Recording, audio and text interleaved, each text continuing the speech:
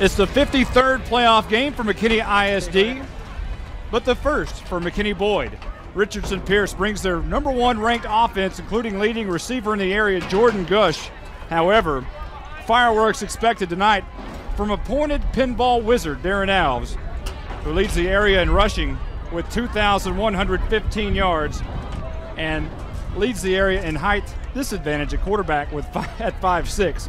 It's Class 4A Division I playoff time in Texas. And welcome to Carrollton Standard Stadium. Monty Walker along with Brandon Helms and Jay Lindley and John Leidy and Rob Johnson. It's electric already, isn't it, Brandon? Yeah, this is, far cry from where we were about 3 weeks ago, where it looked like we may not even have a chance after Boyd lost to Frisco. And so here we are in a playoff game, and I'm going to tell you, expect fireworks tonight. You go down the list, you're going to see Darren Alves, obviously, pinball wizard, as you mentioned, lights up the scoreboard.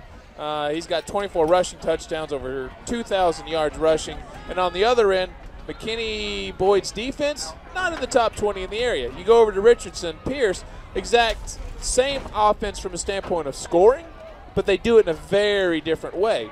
And by the way, their defense, not in the top 20. So kind of very similar teams in one respect. In other words, what you're saying is whoever wins the coin toss is probably going to elect to receive and not defer to the second half. I don't know. Having the kickoff to start the second half might be a good advantage too. So, it should be a very fun game. Well, either way, like you said, they do it in different ways. We know all about Darren Alves, but we need to talk a little bit about Paul Miller, the quarterback for Richardson Pearce. Coming into tonight has thrown for over 2,500 yards, 19 touchdowns, only 4 interceptions.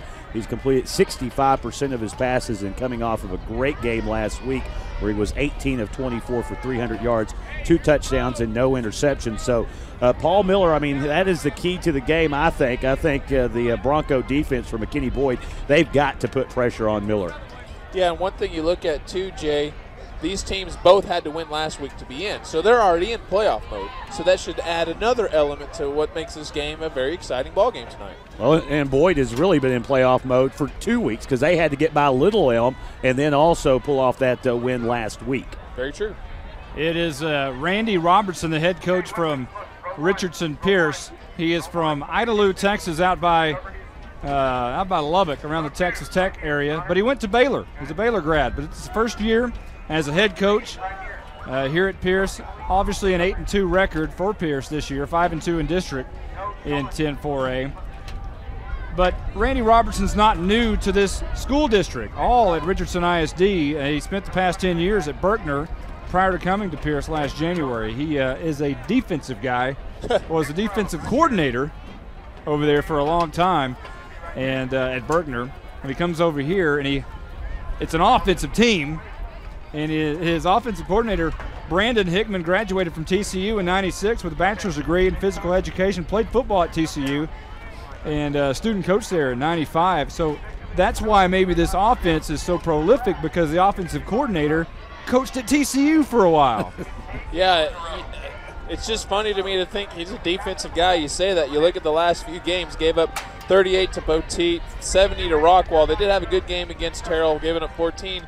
But then lost to Highland Park, gave up 45. So they've got a history of giving up big points. And I got to tell you, none of those teams have a guy like Darren Alves. What's scary about Richardson Pearce is that they are an offensive team.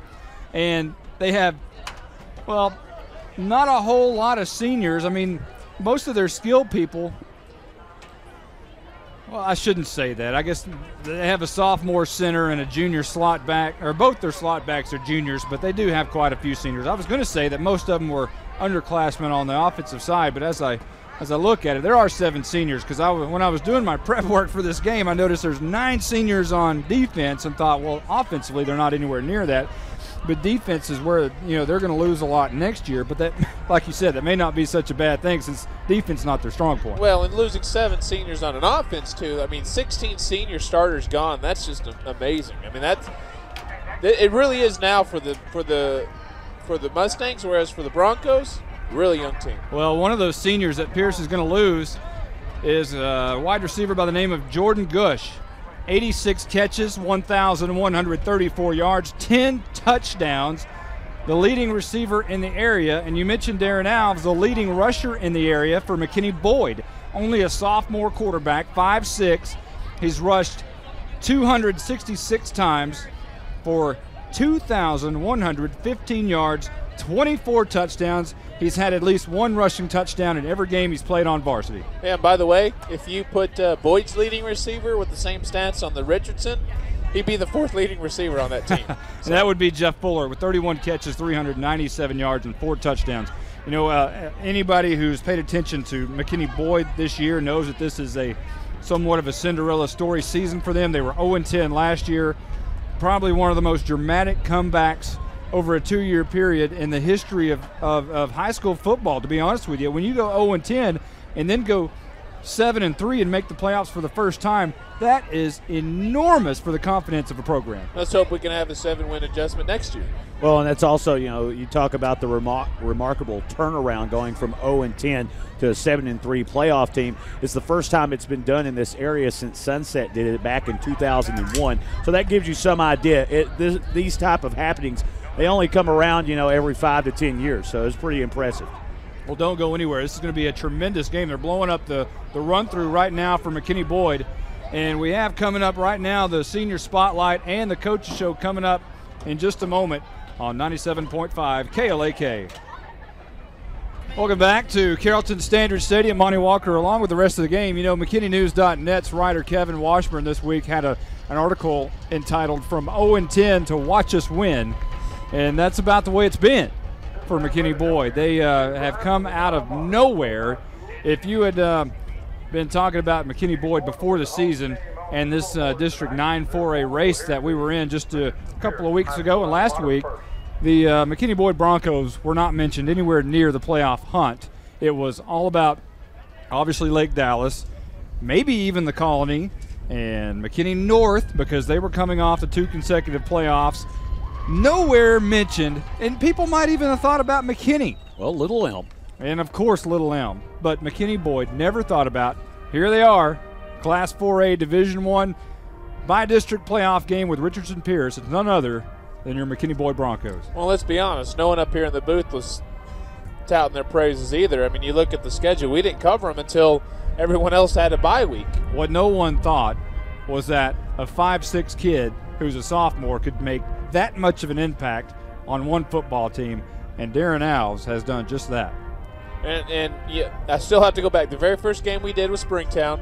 It was the last game before the district schedule started, and you know, he does a couple of his what we now know as the signature moves, and we're like, oh my gosh. And the McKinneyNews.net writers, yeah, I've seen it before. Happens every week, yeah.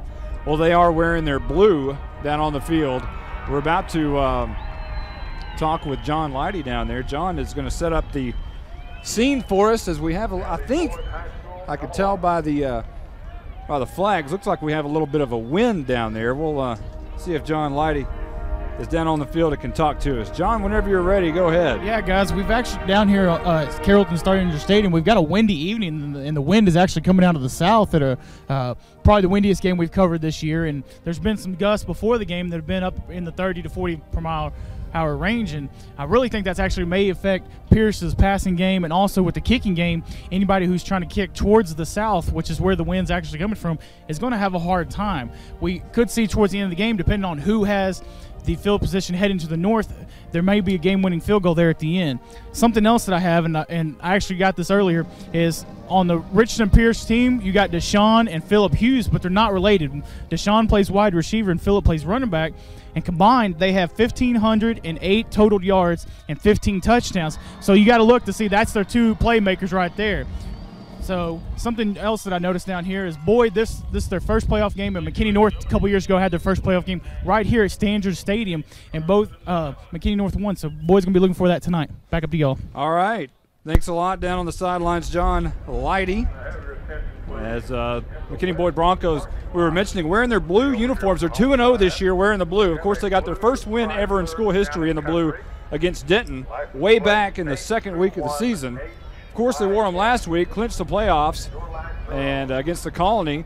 And they thought, hey, we're going to, because they wore red there for a while when they were at home and went 1-1 in the red. They thought, well, let's bring back the blue.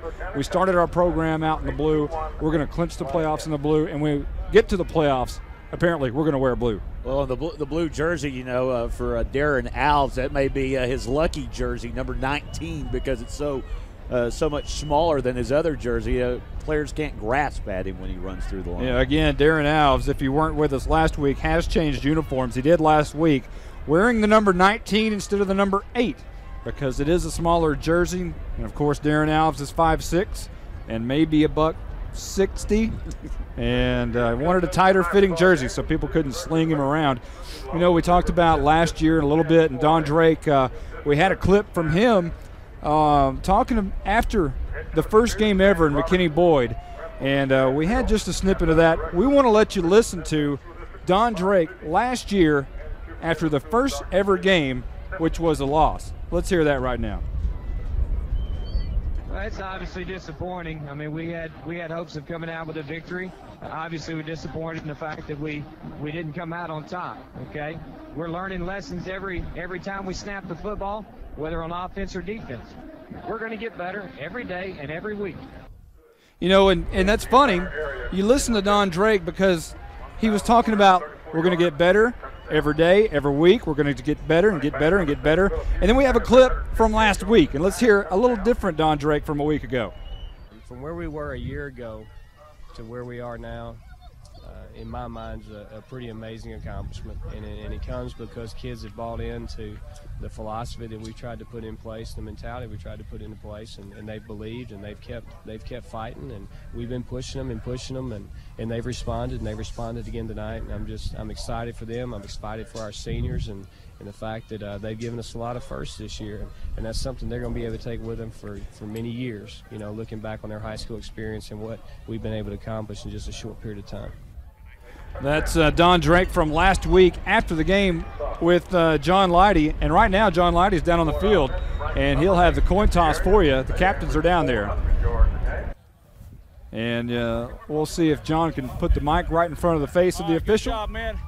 My name is Eddie Eberhardt. This is Carlton Tidwell. We'll be the officials in the middle. If you got questions, come to us and ask us at any time, okay?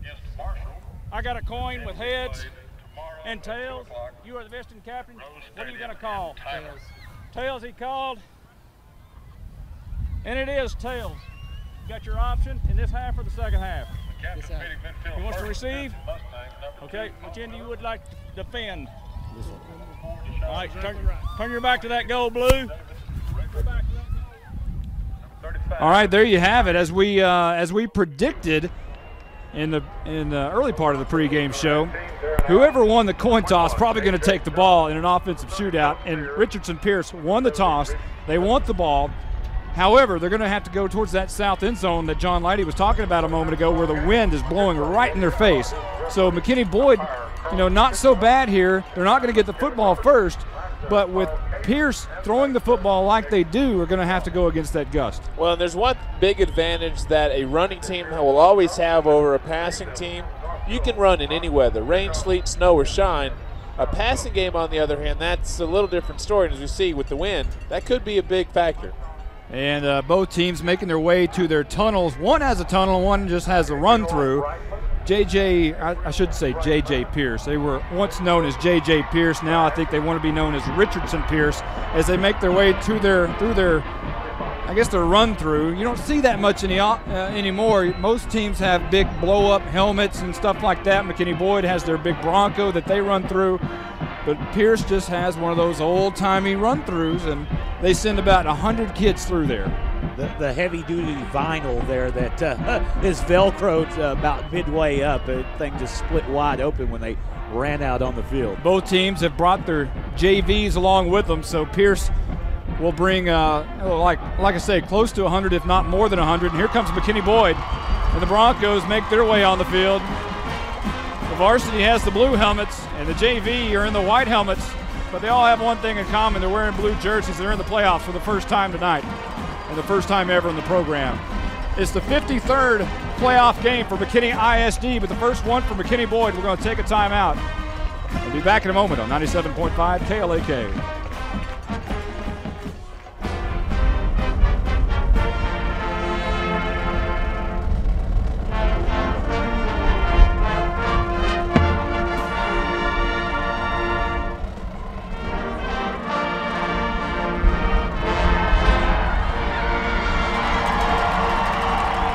It's SRO at Tommy Standard Stadium in Carrollton, Texas. McKinney Boyd's first ever playoff game. And I shouldn't say SRO. There's a million seats here, but everybody's on their feet. Yeah, overstating that one just a little bit. I shouldn't say SRO. All right. But there's a large crowd from McKinney making their way over here. And it's one of those stadiums that's so big that it doesn't look like a large crowd, but it really is. And McKinney Boyd, again, they're going to they're going to kick off to open the first ever playoff game, just like McKinney North did. North kicked off in their first ever playoff game, and it was right here at Carrollton Standard Stadium. That was against Lake Dallas 2 years ago, and McKinney North won that football game. Don Drake was a coach during that against Hillcrest. Dallas Hillcrest, I'm sorry, against Dallas Hillcrest. Don Drake was a coach on that team. He was the offensive coordinator, and Drake apparently liked what he saw with Standard Stadium in that first playoff game at North, decided to come back over here for Boyd. Well, it's really a quality facility. They've done a lot of good things here in the last 10 to 15 years that we've documented before. This is almost our home away from home. We've done so many non-Ron Poe Stadium games here. Blake Boblett's kicked off in McKinney North's first ever game in the playoffs, and it'll be Travis Yarborough for McKinney Boyd. Back deep to receive for Richardson Pearce will be Jordan Gush, back deep. And Deshaun Hughes and Davis Eubank flanking him about 10, 15 yards up front. McKinney Boyd fakes the quail onside. They're going to be moving right to left, which is towards the north end zone with the wind. And this playoff, for the first time ever for McKinney Boyd, is underway. A short kick going to be taken at the 22-yard line, and knocked down immediately was Davis Eubank. And Eubank marches off the field. Richardson Pearce offense marches on. Ryan Garrett makes the stop for McKinney Boyd. And Philip Sears talks about their defense. Talked to him a little bit this week, and we'll talk. We'll get that audio here right after this first play as Richardson Pearce comes out immediately with no huddle, and they want to get things going pretty quick. Well, wouldn't you? 1st and 10, and quarterback Paul Miller for Pearce will stand in shotgun formation. 2 receivers on either side, 1 man in the backfield, drops back 1 step, looks left. Happy feet, throws across the middle, and I believe it's caught for a first down. They are moving the chains. Lamar Peoples makes the stop. It's Deshaun Hughes who makes the catch, and here is Philip Sears talking about his defense. Matured greatly to the point where we go out and play hard every snap, and we take the initiative and go out there and get it done. 2nd down here, 2nd and short for Richardson Pearce. 3 receivers to the left, 1 to the right. And Miller wants to run around the left side, and he's tripped up by Cameron Mazer, but he gets enough for the first down, about a 3-yard run. Mazer makes the stop. Again, Cameron Mazer in tonight playing for Jamel Minor. And Mazer moves from the outside linebacker inside to the strong linebacker set where Minor, the leading tackler, is out tonight, and Miller Burns will take Mazer's place on the outside. 1st and 10 for Richardson Pearce. They send 4 receivers bunched up together on the right side. Look out here. 1st and 10, moving left to right, no score.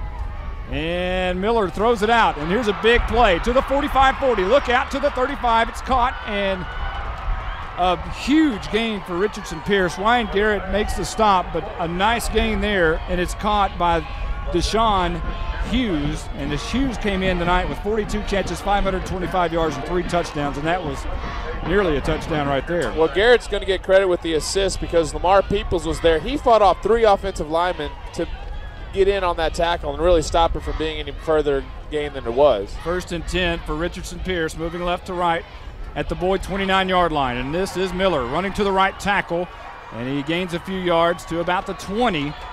It'll be about a 7-yard gain. Miller Burns makes the stop for McKinney Boyd. Again, it'll bring up a 2nd down and short. Miller not known for his running ability this season, but last week piled up 114 yards rushing, already 2 carries for 10 yards. After this 2nd down play, we'll give you the McKinney Boyd starting defense. 2nd down, 3. As Richardson Pearce will send 4 receivers out left, 1 to the right, and Miller all alone in the backfield. Crazy formations, and Miller wants to run it. Runs right, trying to find the corner, dragged down from behind. A nice play by the linebacker Ryan Garrett from McKinney Boyd. It's going to be very close to a first down. Here's the McKinney Boyd starting defense. Keith Owens, defensive end. Reese Redmond, nose guard. Justin Cordova, defensive end. Noah Burns, outside linebacker. Cameron Mixer, inside linebacker. Brian Garrett, inside linebacker. Zach Adamczyk, outside linebacker. Parker Bolinas, cornerback. Lamar Peoples, cornerback. Philip Sears, safety. Jake Sigler, safety. This one's going to be really close. They're going to pull the chains and measure to see if this is a first down or not. The ball's resting at about the 18-yard line. They'll pull the sticks here. And no indication yet. You can hear the wind really whipping. And there's your first down for Richardson Pearce.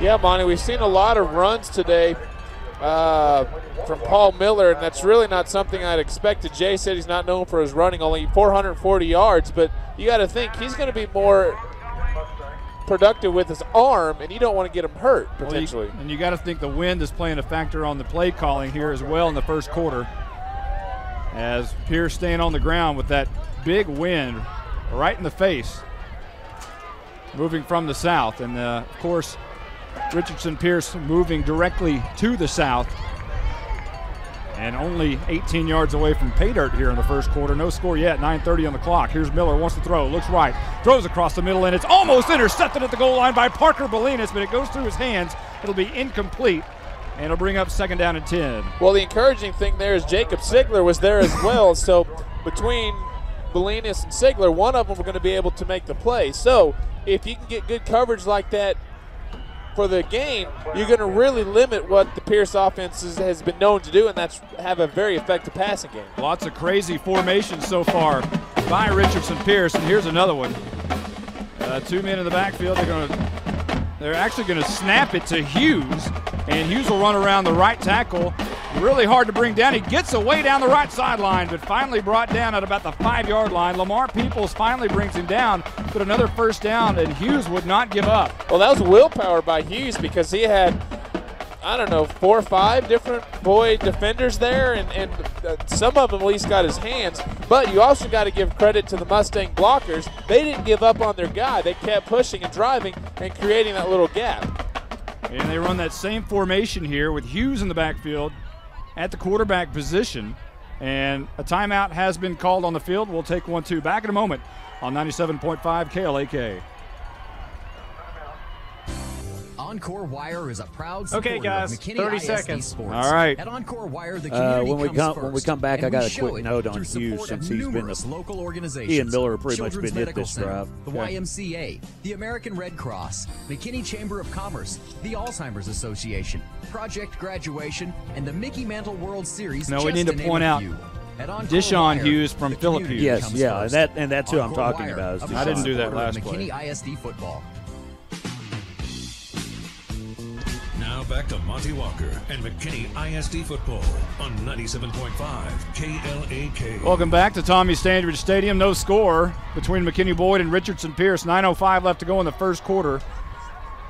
And McKinney Boyd coming back out on defense. Richardson Pearce has the ball at the Boyd 6-yard line, appearing like they're going to punch it in. They've moved it all the way down the field. Jay has a note on Philip Hughes. Well, Deshaun Hughes, actually. And Hughes, very versatile player, primarily a wide receiver, but he has been known to line up at the quarterback position. 3 rushing touchdowns this year. So far tonight, he's accounted for 2 of Pearce's first downs. They do run an offset I with Deshaun Hughes at quarterback, and he's going to run the option to the left side and keep it, fighting his way down to the end zone, and he's down at the 1-yard line.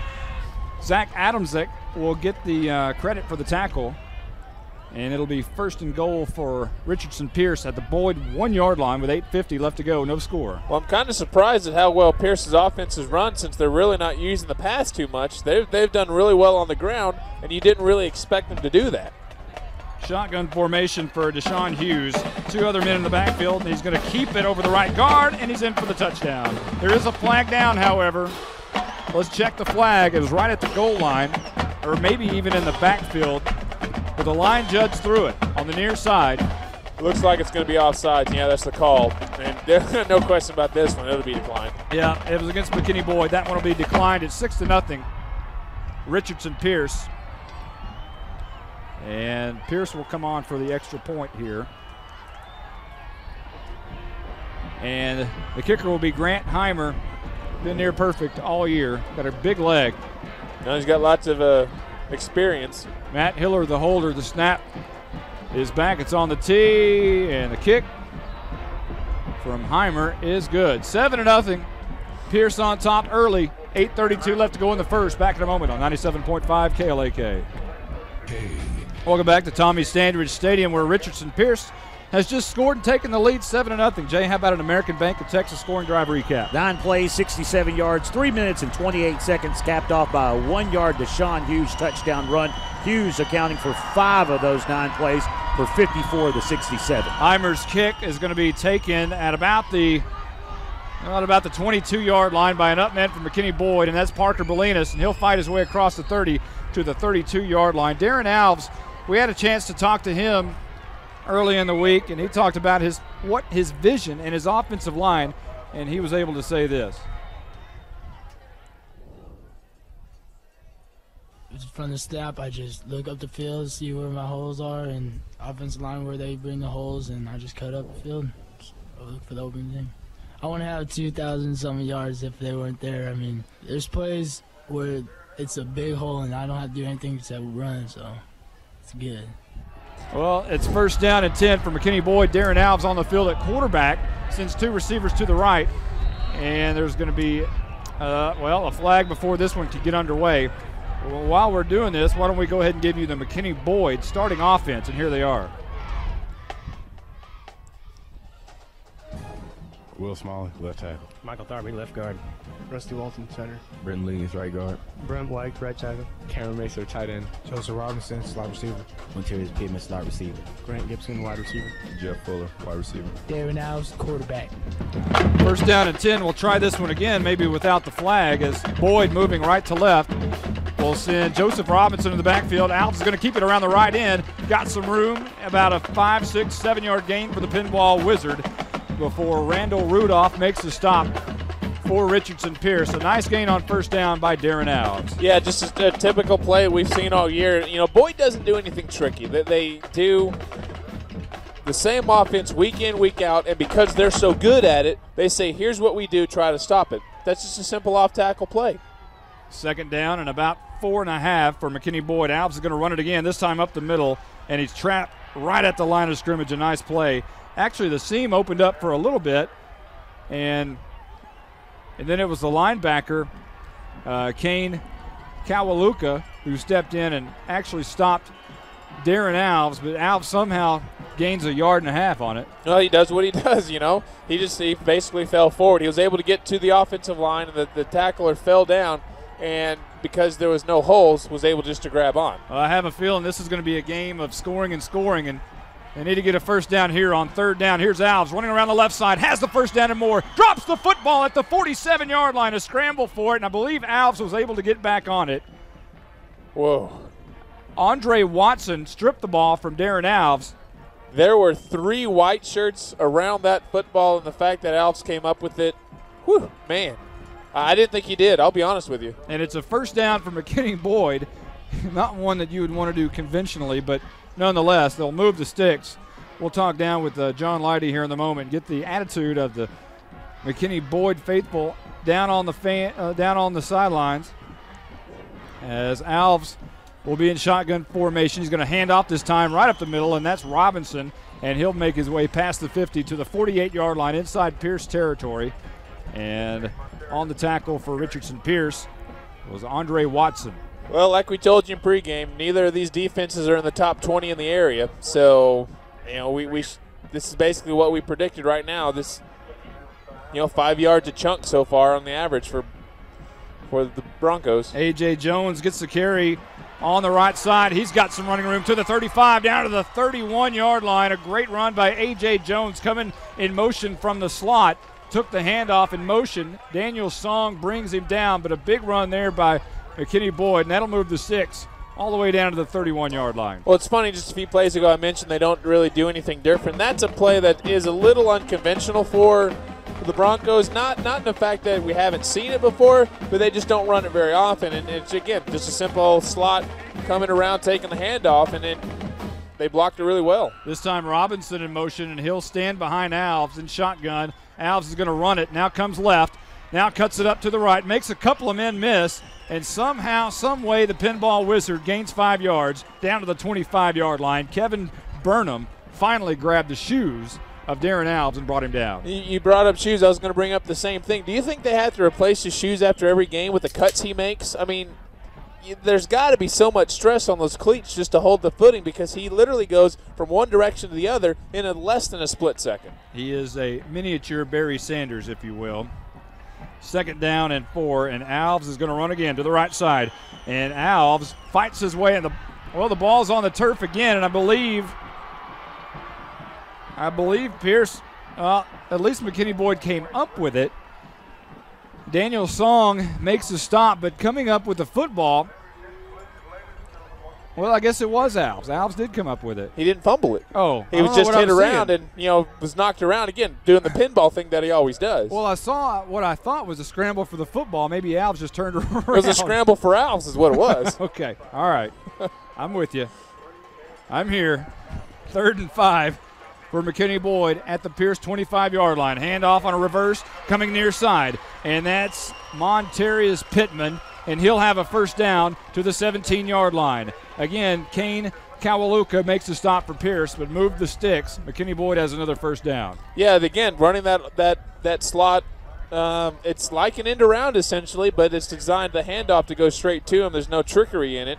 And because Pearce is so keyed on Alves, anybody else has a good chance of a gain. A.J. Jones in motion will get the hand coming to the far side. He's got the 5, and he's down at the 2-yard line. A 15-yard run by A.J. Jones. Clay Lawrence makes the stop. And wouldn't that have been ironic? A.J. Jones scored the first ever touchdown at McKinney Boyd. And wouldn't that be something to score the first ever playoff touchdown at McKinney Boyd? Most likely, I would say odds are Darren Alves will probably get that nod. You would think so, but as well as that slot receiver end around has worked on these last 3 times they've run it, who knows? Full house backfield. And Alves running to the right side. He's in. It's touchdown time in Texas for the first time in the playoffs for McKinney Boyd. And it's Darren Alves on a 2-yard touchdown run.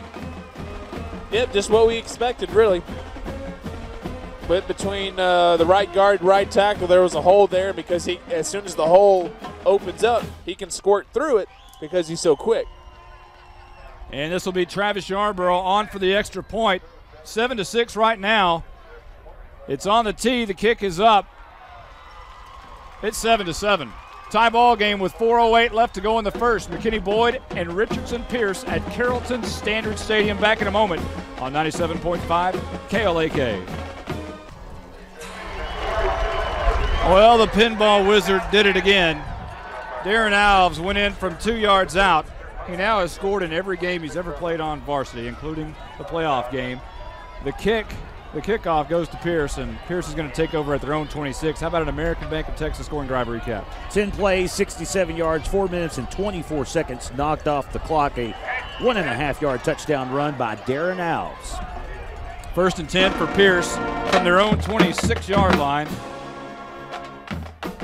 And Miller will drop back in shotgun formation. He's going to give it to Hughes, the running back, Phillip Hughes. And Hughes makes his way all the way across the field to the far sideline and gains 6 yards before Phillip Sears knocks him out of bounds. Yeah, we really need a good play from a defense. And at this point, one of the best things you can do is just get a turnover. Right now, it looks like it's going to be really tough to stop them on downs, although not impossible. But a turnover on either side really could be a big factor in this game. 2nd down and 5 for Richardson Pearce. I promised you John Leidy earlier. We'll give it to him right after this play. 2 receivers to either side, 1 man in the backfield. Miller is going to hand off to, Miller keeps it. He's got a gaping hole to the right side. Nobody anywhere close. Breaks out of a tackle to the 48, to the 50, down to the 45-yard line. And finally knocked out of bounds by Cody Sieber, the safety. And we'll give you John Leidy down on the sidelines. And that's a big play for Pearce. Talk about that, John.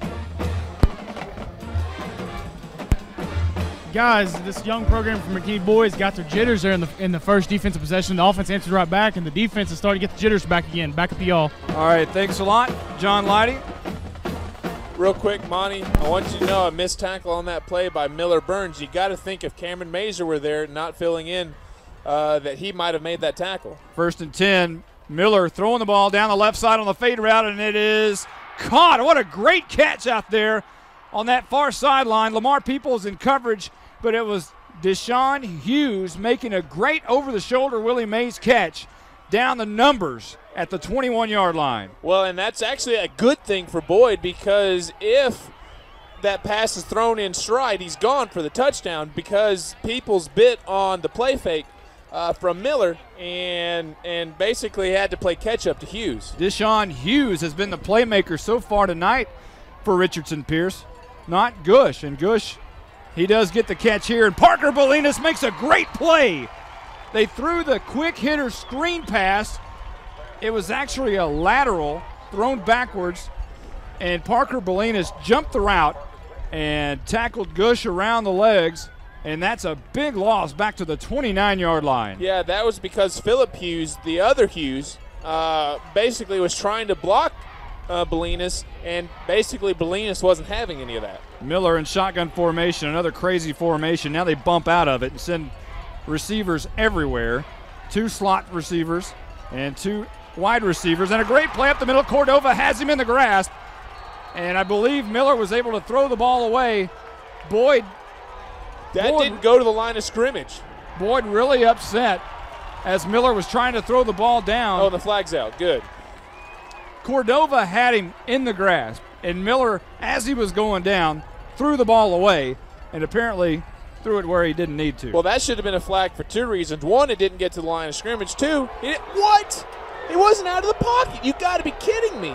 They waved it off. If you're wondering why Brandon's going crazy, the official just waved off the flag. And I think the reason that they waved it off is simply they had Phillip Hughes in the area of the throw. Now, granted, it did not go to the line of scrimmage, so, Brandon, you got every right to be upset, but I think that's the logic behind them picking up the flag. We know he was not throwing it to anybody. We know he just threw it to the sidelines to avoid a sack. And Coach Drake wanted an explanation, and he got it. He was standing out about the 40-yard line talking to the official. The official did talk to Don Drake a little bit, and now Richardson Pearce lines back up. Tie ball game, 7-7, 2:38 left to go in the first. 3rd and 17 here for Pearce. Looking left, wants to throw it down the field. And another tremendous catch by Deshaun Hughes at the 1-yard line, and now they say touchdown. He caught it at the 1, I guess went inside the pylon, and Pearce is on the board again. Well, it basically comes down to where your momentum stops, and his momentum clearly, he was in the air.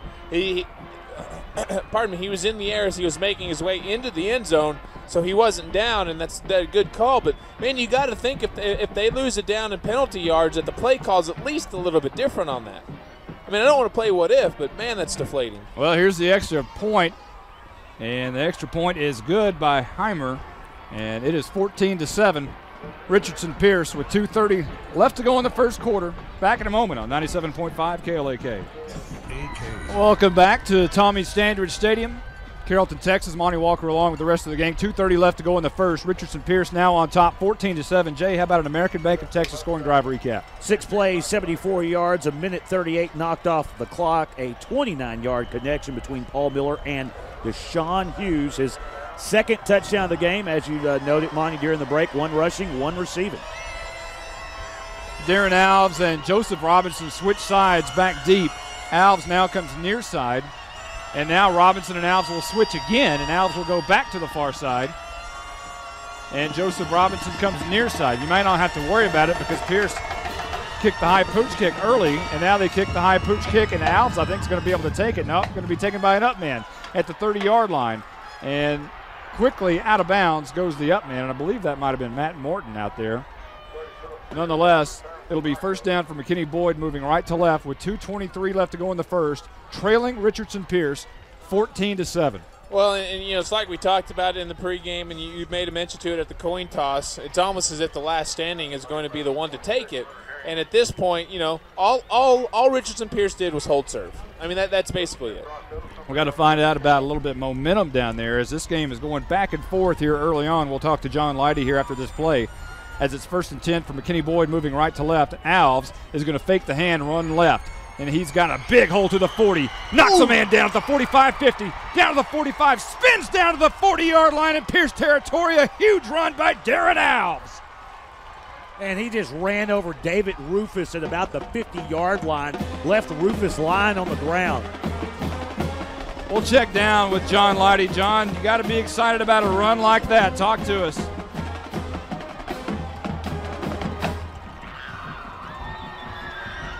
And we'll wait. I think he did his report last. He may have. Because I saw him talking to somebody. There's A.J. Jones on the end around from the slot position, and Jones will gain about 3 yards there on first down. And it'll bring up 2nd down and 7. And once again, Kane Kawaluka makes a stop for Richardson Pearce. He's been a big player on that defensive side so far early on. Man, I didn't get hit by Alves, but my chest hurts. I'm still thinking about that last play. That was a massive hit by a young little guy. Well, let me just apologize for running over you, Monty. I didn't mean to do that, but man, that's just how big that hit was. Should be noted that was a sophomore on a senior, by the way. A 5'6" sophomore, by the way. Joseph Robinson goes in motion, will stand right beside Alves to his left, and he'll get the hand, runs right up the middle, and skirts to the line of scrimmage, and that's about it. Not much doing there. Ethan Stegich on the middle linebacker will come up for Richardson Pearce and make the stop. It'll be 3rd down, and here's another big 3rd down for McKinney Boyd. They're 2 for 2 tonight on 3rd down conversions. Well, at the same time, Richardson Pearce has pretty much stayed out of the 3rd downs. They've been able just to go on 1st and 2nd and pick them up. The last one I can remember they ended up scoring a touchdown. 2 receivers near side. Fuller split out wide. Robinson goes in motion, and they'll fake the hand to him. Alves coming left.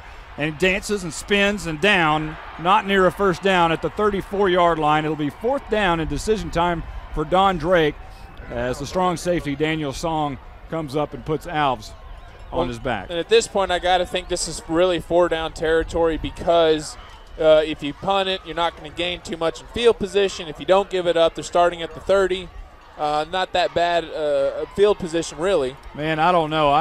I almost think you quick kick this one out of bounds, but try to pin him way back deep. But Alves is in shotgun formation. A man will stand right to his left, and Alves is going to run right up the middle. He has the 1st down and more to the 20, to the 15, to the 10, to the 5, diving to the end zone. It's touchdown time in Texas. One of the most incredible runs I have ever seen. Darren Alves dives from 3 yards out, hits the pylon, and scores. How about that quick kick? Wow. That's what I was about to say. Reasons why Monty Walker is not a coach. When you got a guy like Alves, you do exactly that. Put it in his hands, make him win it for you. It psyched out the scoreboard clock official, too, as they say there's no time left on the 1st quarter clock, but there is plenty. We just don't know how much yet. There's the extra point. It's true, and we have a tie ball game. 14-14, a barn burner here in Carrollton. Back in a moment on 97.5 KLAK. Well, pinball time again in Carrollton. Darren Alves goes in from 34 this time. Jay, how about an American Bank of Texas scoring drive recap? 5 plays, 2 minutes and 30 seconds, 68 yards knocked off the clock there.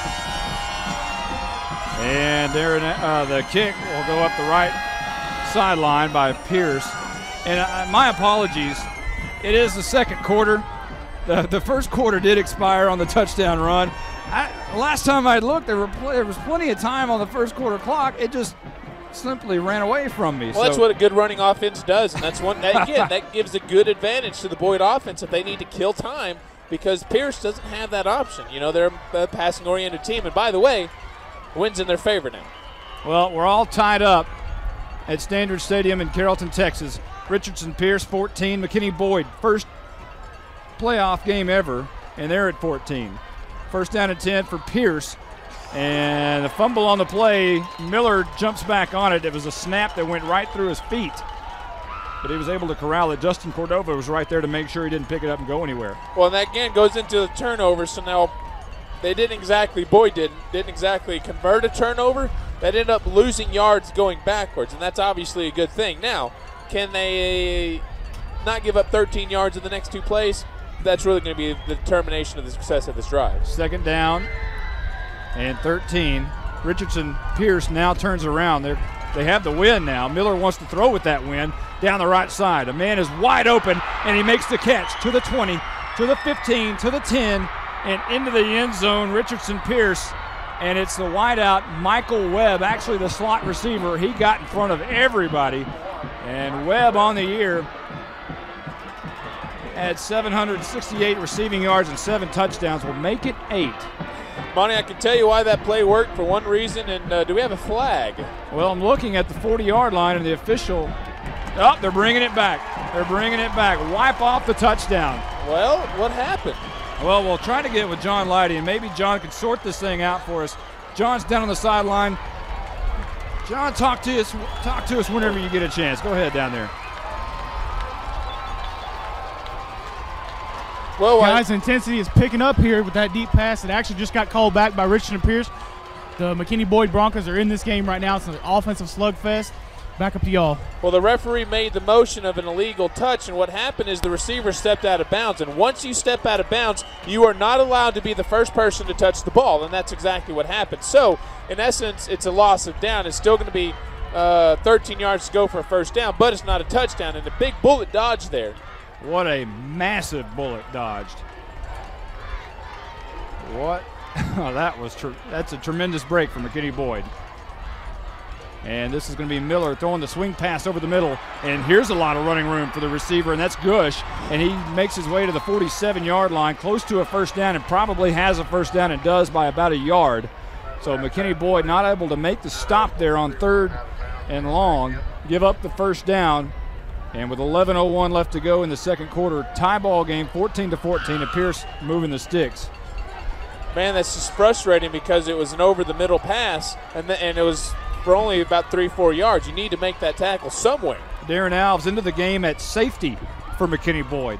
2 receivers to the near side and far side. Miller wants to run the option, pitches it out. And he's got Hughes on the outside who gains 5 yards on the option. Ryan Garrett, the linebacker, makes the stop for McKinney Boyd. It'll be 2nd down and 5. Yeah, simple option play there. Nothing really too tricky or fancy, and nice job by Miller. Read the option perfectly, pitched it out. Basically did what an option's designed to do, get you 4 or 5 yards on the first play of the series. 4 receivers will come near side now, moving right to left. Richardson Pearce with the win. 10-15 left to go in the second. Tied up, 14-14. A tremendous offensive showdown so far tonight. Miller, the quarterback, drops back 3 steps, looks right, throws right, caught. And in the slot is Webb again. Webb dancing. Webb coming left. Webb going right. Has the first down to the 38-yard line. Miller Burns makes the stop for McKinney Boyd. Man, I don't envy Parker Bolinas out there because he was trying to make a defense, and I didn't get a quite look at who the offensive lineman was. I believe it was Travis White, almost 300, 6'3" senior, and he just bore down on Parker. There was nothing he could do. Gush split out wide right. A.J. Jones also in on defense for McKinney Boyd. This is a running shoot looking type offensive set. 4 receivers to the left. And here's a hand to the left side, and that's going to be the slot back, Matty Quapel. And Quapel will get some nice running yards, so about 6 yards on the carry. And I bet we're going to have a personal foul penalty coming up because there were a couple of players for both sides hanging around the 15-yard line, and the flag came in late. And usually that's in the area of a personal foul, unnecessary roughness, and sportsmanlike conduct, or a penalty along that like. Well, the officials are going to talk, and now they'll make the call. It'll be against Richardson Pearce, and it'll be against McKinney Boyd, who will offset. Yeah, basically what a referee does in a situation like that is they'll give it to both sides. They don't want to affect the game, the tide of it. And basically what it is a warning. Basically, look, we're watching you guys. Don't do it again. 9:32 left to go in the second quarter at Standard Stadium in Carrollton. McKinney Boyd and Richardson Pearce tied up at 14. An offensive shootout so far tonight. Both teams have scored on every possession. 2nd down and 4 for Pearce. Handoff up the middle, and there's a big handoff up the middle, and that's Hughes, and he busted out to the right side inside the 10 to the 8-yard line. Parker Bolinas pushes him out of bounds, but again, Philip Hughes had a gaping hole right up the middle. A great job by his offensive lineman, Trevor Mitchum, the center, and Steve Defoe, the right guard, just created a huge lane for him to run through. You know, we've talked about Miller, we've talked about the 2 Hughes, we've talked about Gush, but you know, really this offense starts on that offensive line, and they do a really good job up front.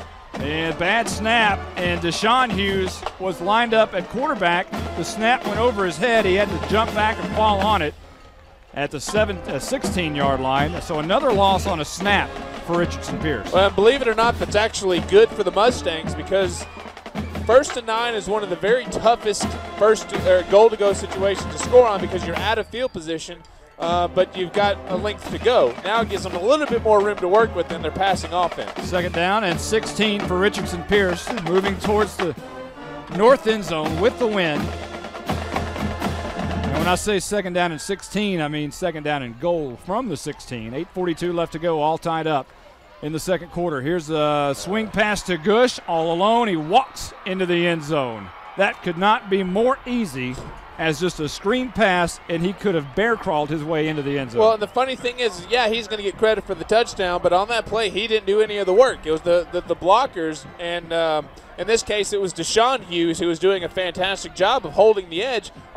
He could have crab walked in and still got the touchdown because of the blocking scheme is so well. And like I said, this is really what Richardson Pearce is all about. They block pretty much better than anybody I've seen this year. Eimer's extra point is true. 21-14 with 8:34 left to go in the 2nd. Back in a moment on 97.5 KLAK.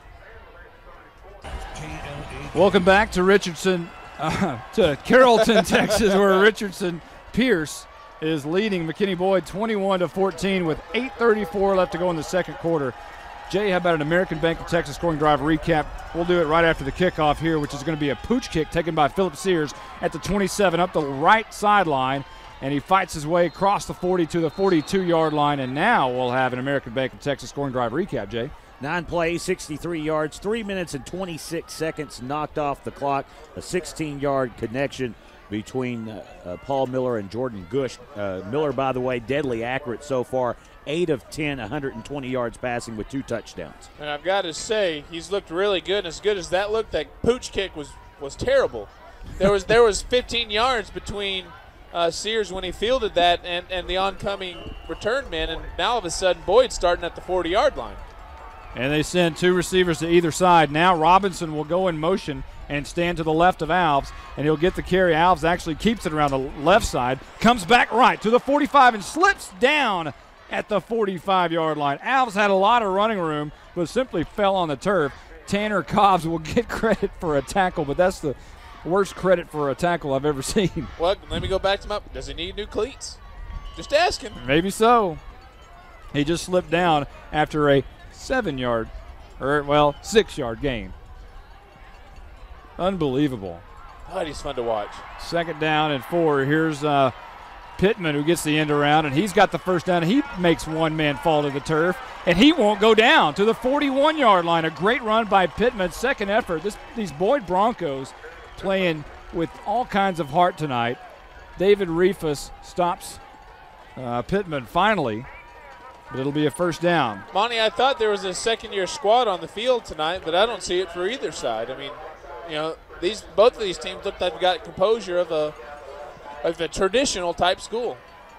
A.J. Jones, the slot receiver, will come in motion, and he'll get the carry running right. Cuts it up the middle, dances and spins. Spins out of another tackle down to the 25-yard line. A.J. Jones with another 1st down run, and Kane Kawaluka makes the stop for Richardson Pearce. I like what I see here, because when they started this drive, there was about 8 minutes and 30 seconds left, which meant one of 2 things. They could hurry up, get the offense off the field and score, then they'll get a chance at another possession, or slow it way down so that way they don't give Richardson Pearce another possession. Alves will send Pittman in motion, and he'll stand behind him, and Pittman gets the carry again. Left tackle, bounces out to the 20, to the 15, to the 10, inside the 5. carrying his way down to the 1-yard line. Montarius Pittman on another great run. Tanner Cobbs this time makes a pretty good tackle, saves the touchdown, but Boyd knocking on the door at the 1-yard line. Man, there was a terrific block there by Norman Siebel. He was a pulling guard, and he just mauled. I couldn't even tell you who he was blocking because all I saw was Norman Siebel on top of him. Full house backfield for Boyd, and Alves wants to run right, cuts it up inside, lowers his shoulder, and it's touchdown time in Texas. But hold everything, there is a flag on the play. And it's against Boyd. Oh, no. Well, they had one called back against Pearce a moment ago, and now Boyd will have one called back. Well, difference is Pearce is called back, brought him in a 3rd and 13 on their own field position. This is a biggie because now it goes from first and goal at the 2 to first and goal at the 12. Well, they move out of their goal line offense, so Joseph Robinson will check in for Justin Cordova, which sounds kind of weird. But Robinson into the game now at the slot position to the left. Pittman to the right in the slot, and he'll go in motion. And they'll fake the hand to him. Alves runs left to the 10, up to the 5, and that's where they'll stop him.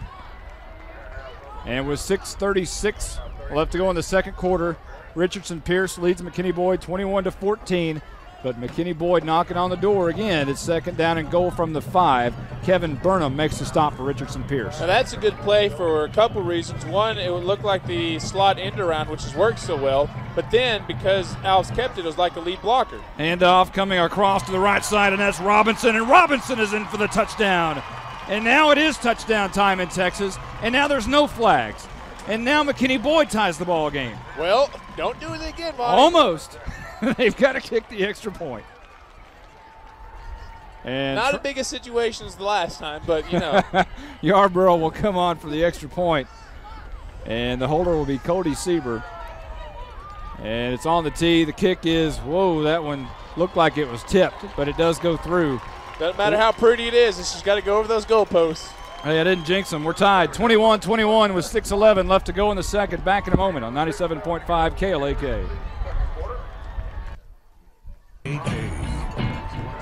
Welcome back to Standridge Stadium in Carrollton, Texas. Monty Walker along with the rest of the game. We'll give you an American Bank of Texas scoring drive recap.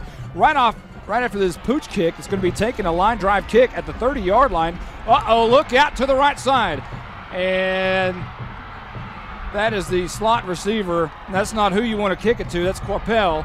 And Quappell goes all the way down inside Boyd territory to about the 35-yard line. Parker Belinas, man, saved that one. He again, like he's done on defense a couple times, fought off 3 blockers to make a diving attempt at Quappell, knock him out of bounds, saving that touchdown. But this works out real good because it shortens the field for Richardson Pearce. You almost, I hate to say that, sounds like you're going to give up the points, but it means your offense has a good chance to get back out on the field again with plenty of time left. I believe that was meant to be a squib kick, not caught on the line drive, but it was. And Miller's going to hand off left side. That's Hughes, and he has a big hole to the left side to the 30-yard line. About an 8-yard gain on first down. Phillip Sears makes his tackle. How about an American Bank of Texas scoring drive recap? 6 plays, 60 yards, 2 minutes and 23 seconds. Knocked off the clock. A 5-yard touchdown run by Montarius Pittman. Pittman accounting for 42 of the 60 yards on that drive. I believe that was Joseph Robinson. Robinson on the touchdown. It'll be 2nd down and 2 with 5:30 left to go in the second. Here's Miller, who wants to run the Darren Alves play, and he's not Darren Alves. He's taken down behind the line of scrimmage by Justin Cordova, and that'll be a 2-yard loss. Paul Miller trying to run that play, just couldn't get away. No, exactly, and he's not going to get credit for a tackle, but again, there was a guy back there creating pressure. Justin Cordova got his hand on the back of the jersey, and that allowed the one who will get credit for the tackle to actually do it. Shotgun this time for Miller, as always. And standing with Miller is Phillip Hughes in the backfield and flanked just to his right. 3 receivers near side as they run a lot of offensive looks here. Remember, their offensive coordinator coached at TCU for a little bit. Here's Gush on the inside screen, and he drops it. Actually, Paul Miller threw it a little bit out in front of him, but it'll be incomplete. And 4th down, Phillip Sears was in the area. Well, and as I think back to my playing days, my coaches had an expression, did it hit you in the hands and you should have caught it. It hit him in both hands. I don't care where the ball is. And you would think the number one receiver in the area would make that catch. You think they're probably going to go for it here. They're going to talk about it. 4th down. We'll take a timeout too. 4:42 left to go in the second quarter. All knotted up at 21 here at Carrollton Standridge Stadium between McKinney Boyd and Richardson Pearce. Back in a moment on 97.5 KLAK. 4:42 left to go in the second quarter here at Carrollton Standridge Stadium. It's Class 4A Division I Bi-District Championship between McKinney Boyd Broncos, their first ever playoff game, and Richardson Pearce, all tied up at 21 with 4:42 left to go in the second quarter. 4th down and 4 at the McKinney Boyd 32-yard line for Richardson Pearce. Paul Miller, quarterback in shotgun formation, 3 receivers left. He rolls right, looking to throw, under pressure, throws it, and it's caught and dropped. It'll be incomplete. Ball turned over on downs, and now there's a flag down, so let's check. Let's wait a minute. I can tell you what it's going to be. It's pass interference. Believe that was Parker Belinas on the far side trying to get to the ball, was all over the receiver. And, you know, he does have a right to get to the ball, but at the same time, you almost think that he was doing that because he didn't want to give up the first down.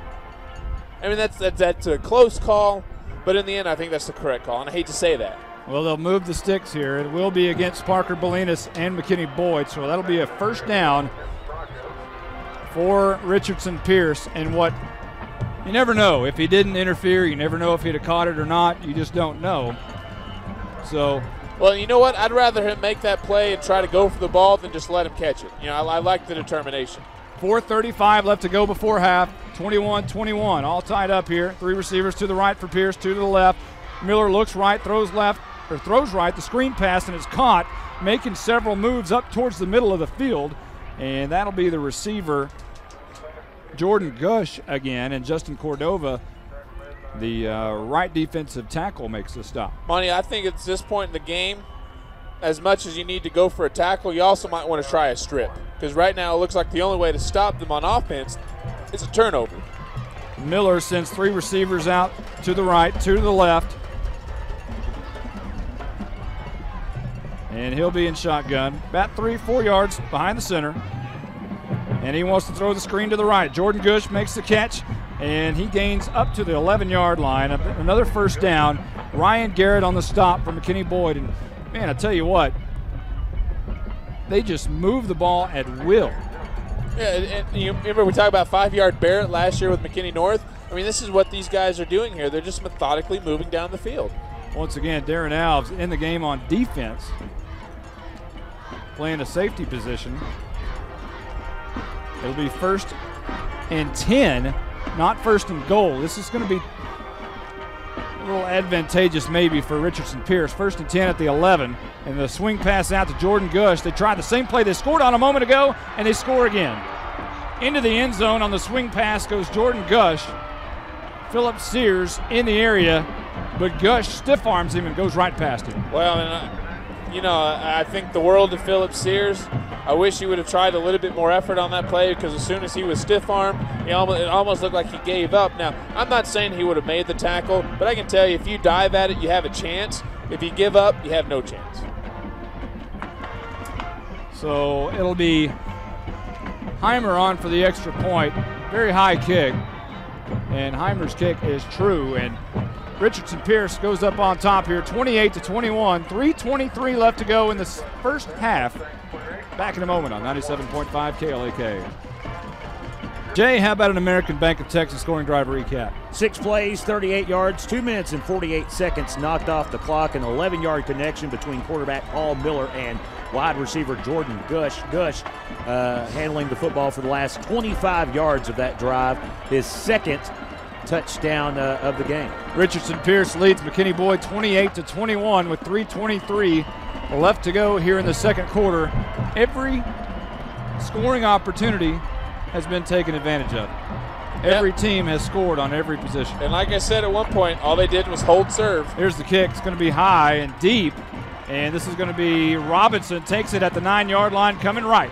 He's got a little room to the 25 and down right out of bounds. Finally jumps out of bounds at the 25-yard line. So McKinney Boyd, 75 yards away from pay dirt. They need to do it in 3:14 to tie the football game up. I almost have a feeling that's too much time. And again, I don't want to jinx it. These guys have been able to score, or rather move the drive rather methodically, like that same thing Pearce has done. So, you know, basically this is also going to come down to not can you get the yards, but can you manage the clock properly as well. We'll talk to John Leidy right after this play. This first down and 10 play for McKinney Boyd from their own 25, moving left to right towards the south end zone.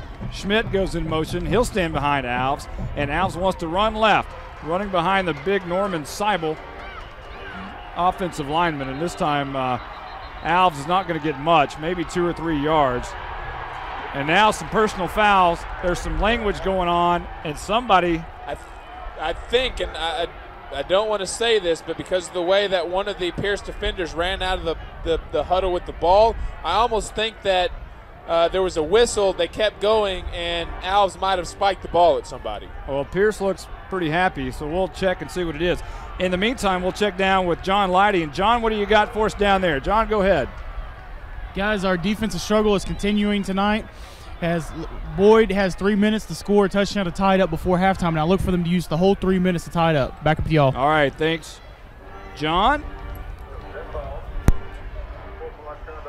And we'll check the foul here. It's going to be against McKinney Boyd. It's going to be offsetting on sportsmanlike conducts on both sides. Again, like I said, there was, you know, the whistle was blown. They were still going for a tackle. You can't do that, but at the same time, if you're Darren Alves, you just got to let the penalty take its place and not spike the ball back to the other side. Well, give him a 4-yard gain on first down to bring up, well, they'll say 3 on the scoreboard. So 2nd down and 7 here. And now the officials are talking with some of the McKinney Boyd players, including Darren Alves is on the Richardson Pearce sideline talking to the official. This is a weird, usually you'll let the coaches do it, take care of one side or the other, but, you know, it's almost as if Alves wanted to hear what was being said over there. Alves and Fuller and A.J. Jones were conversing with the officials. Well, in Fuller, that's okay. That's his position on the field. You know, the other two, you know, especially Alves, who's supposed to be in the middle of the field under center. You know, and the thing is this is kind of the atmosphere that you want to see. 3:02 left to go in the second quarter. Richardson Pearce on top, 28-21 here at Carrollton Standard Stadium. If you hear the crowd, you're hearing Pearce's crowd because Richardson Pearce's defense is staring right up at the crowd, jumping up and down, trying to get their crowd into it. And now you hear McKinney Boyd. So maybe you hear the fans fighting each other here after that offsetting personal foul. Now both sides are getting into it. And that kind of shows you where each team's demeanor is, because Richardson Pearce, unfazed by the last penalty, is like, come on, this game's still on. Meanwhile, Boyd, some of their players are like, come on, man, we got it. You can't, you know, that kind of thing. And, you know, it all comes down to experience, too. This is a very young, we can't say young anymore. They're in the playoffs. Yeah. But Boyd, not experienced in this position. A.J. Jones comes in motion, and Alves is going to run to the right side. Pitches it, a bad pitch. A.J. Jones has to scramble for it, dives for it. It's still a scramble at the 24-yard line. No indication, and I think now that McKinney Boyd was able to get back on it, and I believe it was A.J. Jones who was able to get back on it. Alves made a sophomore mistake right there. Well, he was hit. Either he was hit while he pitched, or somebody got a hand on him. He waited too late to pitch the ball. Exactly. Made the decision late, and then just really flipped it really fast. The ball was, I mean, it's like you see a kickoff where the ball is really spinning end over end, and it spun really fast, and A.J. Jones couldn't handle it. Here's Alves throwing for the first time tonight, and he hits his receiver, Joseph Robinson, for a first down at the 38-yard line, and now another late flag. 2 late flags. Late hit. I mean, I don't, like I was saying earlier, I thought Pearce in this situation had the better demeanor, but Our spotter, Rob Johnson, says that it was the free safety, David Reifus, who's going to be penalized here for the late hit. I mean, that's about as – the guy's on the ground and you jump on the pile. I mean, come on. You know, you got to keep your head in the game for both sides. And I'm surprised that Pearce did that. I thought their demeanor was a little bit better than this. Meanwhile, there's 2 minutes and 5 seconds on the second quarter clock. And the important thing is that game, because during that whole offsetting unsportsmanlike, a lot of time went off the clock, about a minute and a half. Now this is 15 yards you get back while the clock is stopped. Now McKinney Boyd has the ball at the Richardson Pearce 46-yard line. 1st and 10. Alves in shotgun. 2 receivers either side. Now coming over to the backfield is Robinson. They're going to run that pitch again. Alves keeps it, dances to the 40, down to the 35, lowering his head to the 33-yard line. Another first down run for Darren Alves.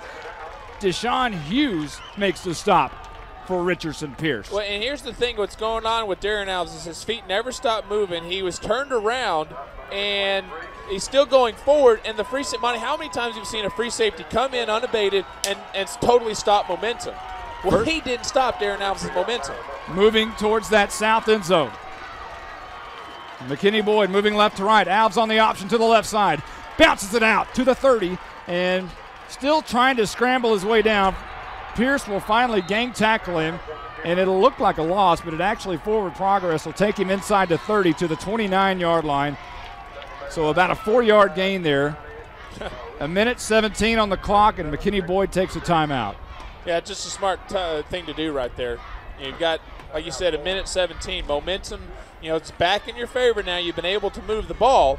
And I'm going to tell you, Monty, it's going to be so important to score right here because barring any kind of miracle, if you go into halftime tied and get the second half kickoff and things progress the same way that they did, barring a turnover, whatever, I mean, that's going to be huge. Just even for momentum and the psyche of the team, that's going to be huge. Even a field goal. When they come back from the timeout, it'll be 2nd down and 6 for McKinney Boyd at the Richardson Pearce 29-yard line. There's a minute 17 on the clock. McKinney Boyd trailing Richardson Pearce 28-21. So this is a extremely important series for McKinney Boyd on offense. Yeah. Every team or every chance that the teams have had have scored on every opportunity. Well, and you got to go back to that 3rd down conversion. That was a huge 3rd down conversion, the pass to Robinson coming out of the slot position to catch that, making them 3 or 4 on 3rd down conversions tonight. Boyd has faced the 3rd downs. Pearce hasn't. And so for Boyd, they've got to be successful in those situations.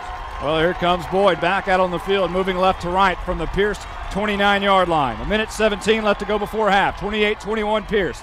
Alves wants to throw in the backfield. Now he escapes. He runs to the right. He's got the 30 and falls down. And the ball falls out at the 28-yard line. And I believe Alves got back on it. The ball is just popping out from Alves. And now Pearce says they have it. And the officials do too. The ball came out. And Alves couldn't get back on it.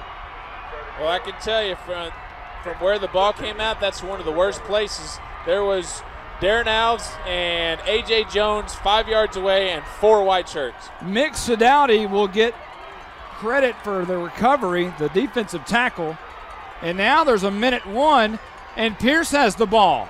Look out. Miller throws right, and it's a low throw, and I believe it's going to be incomplete. Wait from up here, and that's going to be the case. It's going to be incomplete. He said he trapped it. Parker Bolinas was in coverage, and that's Gush again trying to make the catch. Man, I talked about the turnovers. That's going to be big. Now, here's what you have to do. You cannot, under any circumstances, allow the Mustangs to score. Look out for Gush. He's in the slot to the left side. He normally is split out wide right. They're trying to hide him underneath. Here's Miller. Drops back 2 steps, throwing over the middle, and that's caught by Deshaun Johnson. Oh, there's a lateral. And it's going to be Webb who gets the pitch to the 50-yard line. He goes. The clock's still going to run when they move the sticks here. Cody Sieber makes the stop, but it was the old hook and lateral sorta as making the catch and then lateraling it back to Webb. They're not wasting time. Well, Miller drops back 2 steps. He's under pressure. He's sacked in the backfield at the 45-yard line. Justin Cordova makes the stop. 36 seconds on the clock. And a timeout has been called by Richardson Pearce. We'll take 1-2. 28-21, Pearce in the lead. 36 seconds to go before the half on 97.5 KLAK. Welcome back to Carrollton Standard Stadium. Monty Walker along with the rest of the gang. 28-21, Pearce in the lead over McKinney Boyd with the ball. 36 seconds left to go before the half. They're at their own 46-yard line. Miller in shotgun, drops back, looks right, throws right, and it's caught in the screen pass and taken down immediately A nice play by Parker Bolinas again. Well, he is getting real good in this game of fighting off some blocks to get to the receiver, and he also has done it once on special teams. Clock is rolling here. Under 20 seconds. 16, 15. It's 3rd down and 15 for Pearce. And Miller wants to throw across the middle, and it is incomplete. Trying to hit Webb, and Cody Sieber makes the play. There's 9 seconds on the clock, and it's 4th down for Richardson Pearce. Boy, if there was ever a time at this point in the game where you needed a stop, this was the drive. So first off, we had a sack, and then Parker Bolinas just split a screen. So great job defensively on not allowing the Mustangs to take a lead. If you're Pearce, can you snap it to your punter and run around for 9 seconds? We'll see what they do here. It's 4th and 15. And Pearce has the ball at their own 45. There's 4th down and 9 seconds on the clock. He will punt it away. And the punter is Andre Watson. And it'll bounce at the 10, roll inside the 5, and into the end zone. A valiant effort. And time has expired in the first half. And my, oh my, what a first half it has been. 28-21. Richardson Pearce in the lead. We're going to try to see if John Leidy can. Now, John, I thought he was going to try to track down Don Drake, but he wasn't able to. Don was just a little bit faster. Yeah, I imagine so. He's got bigger things to do right now than talk to John Leidy, I guess. Well, let me tell you, Monty, it was disastrous with that turnover. It really would, obviously, would have been better to go in 28-28 instead of 28-21. But you got to like the way the defense played on that last series. When they had to do it, they did it. So that's a good thing. So you got at least some good feeling. And in the end, you know what all that happened? Each team held serve. I'll tell you what, even if you have no interest in either team, you might want to stick around because this is a classic football game, one for the ages. McKinney Boyd's first ever playoff football game. They're trailing at half, 28-21, an offensive explosion at Carrollton Standard Stadium. Back in a moment on 97.5 KLAK. Hold on to that. You likely are going to put points on the board. It's just the way that the thing has worked today, and you go into halftime tied at 28. Let's say you even settle for a field goal, 28-24. Well, all of a sudden you have a chance to take the lead. Now what's going to happen is basically all that happened, each team held serve. And so now it's up to McKinney Boyd to once again answer. Well, the one thing that Boyd has to avoid is falling into the trap that Poteet fell into last week. Last week it was a 30-24 game at the half. Poteet came out, was shut out in the third quarter. Boyd has to score, and not necessarily on this first possession, but, hey, they've got to stay within striking distance or it could get away from them quick. Well, and one thing about it, second best quarter all year for Boyd has been the third quarter. Well, bad news, I guess, starting the second half for McKinney Boyd is Darren Alves is not on the field. John Leidy will fill us in a little bit here in a moment about that injury. Alves is on the field. He is suited up. Oh, don't do that to me. But he did have an injury to his left shoulder when he fumbled, and he went to go dive back on it is when he hurt his shoulder, and everybody dove back on him, I think is what happened. So here's the kick by Hyber, and it's going to be taken 3 yards deep in the end zone, and A.J. Jones will down it 3 yards deep in the end zone. Well, that's a good start. Don't do anything fancy. Just let your offense go out on the field. Now, big question is. There he is. Darren Alves is on the field. We'll talk to John Leidy in a moment, see what he found out about Darren Alves. As they said, he had a bad left shoulder, and remember, he's left-handed. That's his throwing shoulder here. Well, he's thrown a couple passes only today. And now going into that win towards the south end zone, man goes in motion, and that's Pittman. That's Robinson, actually, and he gets the carry up to the 30-yard line. That's going to be close to a first down, and it is a first down on first down. And, Monty, the more I'm watching this, the more what I'm starting to see is that the way the Pearce defense tries to go after the ball carrier is not necessarily by making a tackle. They're trying to make a strip because I saw two guys trying to rip the ball out there on Robinson, and that might be where Alves is having trouble holding on to it. Look out for Fuller. He's in the slot this time. And Pittman goes in motion. They're going to hand to Pittman, running left. He cuts it up. He's got the 35, 40, look out to the 50. He could be gone to the 35, 30, 25, 20, 15. Kiss him goodbye. It's touchdown time in Texas. 69 yards.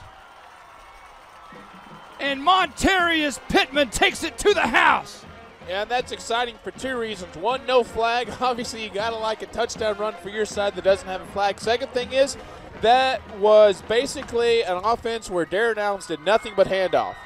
And so, if he is a little bothered, obviously the offense shows they can pick up the slack. Cyber to hold. The snap is good. The kick is up. Yarborough's kick is true. Tie ball game again. 11:27 left to go in the third.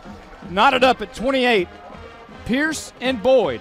Back in a moment on 97.5 KLAK. Don't go anywhere. We've got a barn burner and a classic football game in Carrollton at Tommy Standridge Stadium. It's 28-28. Pearce and Boyd of McKinney. Yarborough's kick's a high, short kick, going to be taken at about the 19-yard line. Coming up the right side from right to left is Gush, and he makes his way past the 40 to the 43-yard line. Jay, how about an American Bank of Texas scoring drive recap? 2 plays, 80 yards, 33 seconds knocked off the clock. An electrifying 69-yard Montarius Pittman touchdown run. By the way, Pittman 4 carries, 114 yards tonight. That's a nice little average. Not bad. Not bad. 69 yards does that for you. Look out. 3 receivers to the near side for Pearce, moving right to left. 11:18 left to go in the third, all knotted up at 28. Paul Miller in shotgun for Pearce, and he'll give the hand to Hughes running around the right side. He's got a lot of room. He crosses the 50 into Boyd territory at the 47-yard line. A first down for Pearce on first down. Parker Bolinas makes the stop. Bonnie, I want 2 things this half, and they're not too big. You know, I want Boyd to score on every possession, and I want a turnover. Or That's one it. stop. Yeah, that's the same thing. Just one stop. Turnover on downs. I don't care how it happens, whether a punt, because in a way that's a turnover. Hey, you know, this is a game where you check your defenses at the gate. The offenses have ruled this football game. 1st and 10 for Pearce. Miller wants to throw, looking near side, throws it across the middle, and a great play by McKinney Boyd. And that's Cameron Mazer, the linebacker, making the stop after the catch. It was about a 3-yard gain on the catch.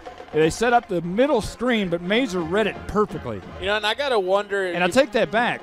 It was about a half-yard loss. Yeah, you bring up Mazer, and I got to wonder what happens if Jamel Miners, you know, I don't want to take away from what Miller Burns is doing because he's played solidly, but Jamel Miners a heck of a linebacker. Low snap. Miller digs it out, rolls right, wants to throw, and he fires it across the field. Out of bounds. It's caught at the 41-yard line. And Zach Adamczyk in coverage for McKinney Boyd, and it's caught by Webb. The slot receiver rolls out in the flat, makes the catch, and rolls out of bounds. 10:19 left to go in the third, all knotted up at 28. Well, that's another thing this Boyd defense is having to face. There's not much more Zach can do out there in coverage, but basically Paul Miller just fired that the only place it could be caught. 3rd down and 4 for Pearce, moving right to left towards the north end zone. Hughes will now line up in left, kind of a flanker slot position. You don't see that very often outside the tackle. And now Miller throws to the right, and another great play by Parker Bolinas to sniff it out. Bolinas has played the game of his life tonight. We got an early nomination for our Torchmark Corporation. No doubt about it. I don't know what he's doing, but he is fighting off 3 blockers and getting to that receiver more times than he's not. If I'm Pearce, I cut that play. No question. And they're going for it on 4th and long. Woo. It is 4th and 6 with 9:50 left to go in the third. 28-28. And they're going to quick kick it.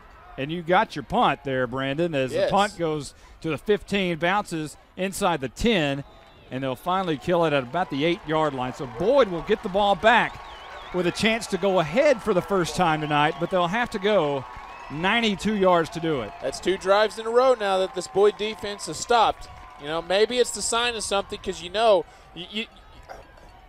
obviously we're going to be biased, but I think these Boyd Bronco coaching staff's one of the best in the area, and if they can make an adjustment to see something that they need to stop, for example, that screen pass there, then I think we have a chance because this offense, we saw what they did just to open up their half. Well, not only Alves being successful, the slot reverse has been very successful tonight also. A.J. Jones comes from that slot, stands behind, and he gets the carry right up the middle. Not much doing there. Maybe a couple, maybe 3 yards forward progress. They'll give him forward progress to in between the 10 and the 11-yard line. So call it 3 yards on first down to bring up 2nd down with 9:20 and rolling here in the third quarter, 28-28. Well, that's the third play in a row this half where Darren Alves hasn't been the focus of the play. He's handed off 3 times. Obviously, it worked well on the first drive, but you got to think that if Boyd is going to come out victor, he's going to play a big part. Shotgun, Alves. A.J. Jones in motion. Handoff on the reverse coming near side, and A.J. Jones can't burst through. He makes it up to the 15-yard line, so it'll be 3rd down and 5. Another crucial 3rd down for McKinney Boyd. And Boyd tonight 3 for 4 on 3rd down conversions. This will be their first, though, of the second half. Randall Rudolph makes the stop for Richardson Pearce.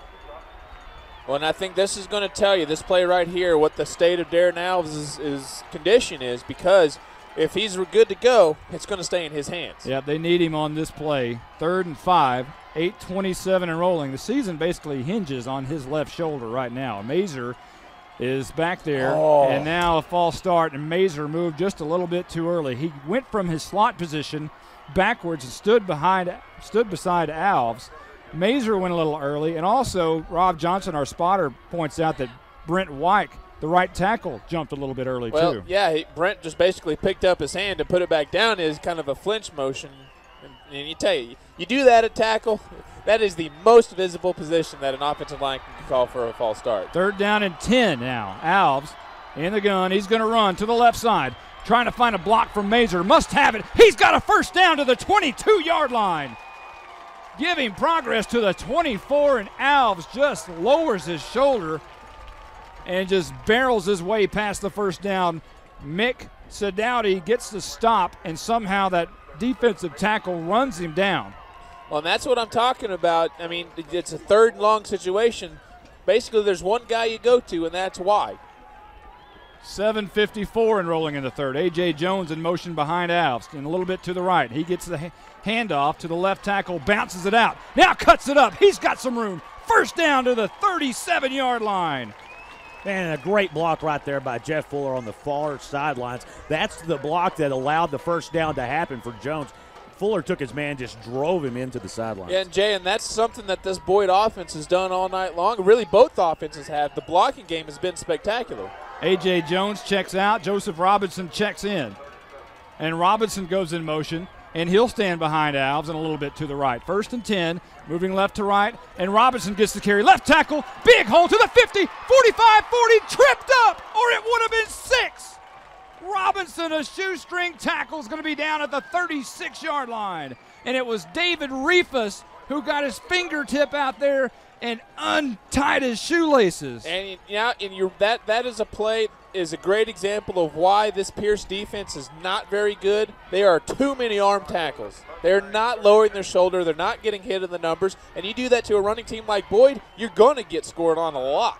Montarius Pittman goes in motion. He'll stand behind Alves. Alves is going to hand to him right up the middle to the right guard and maybe 3.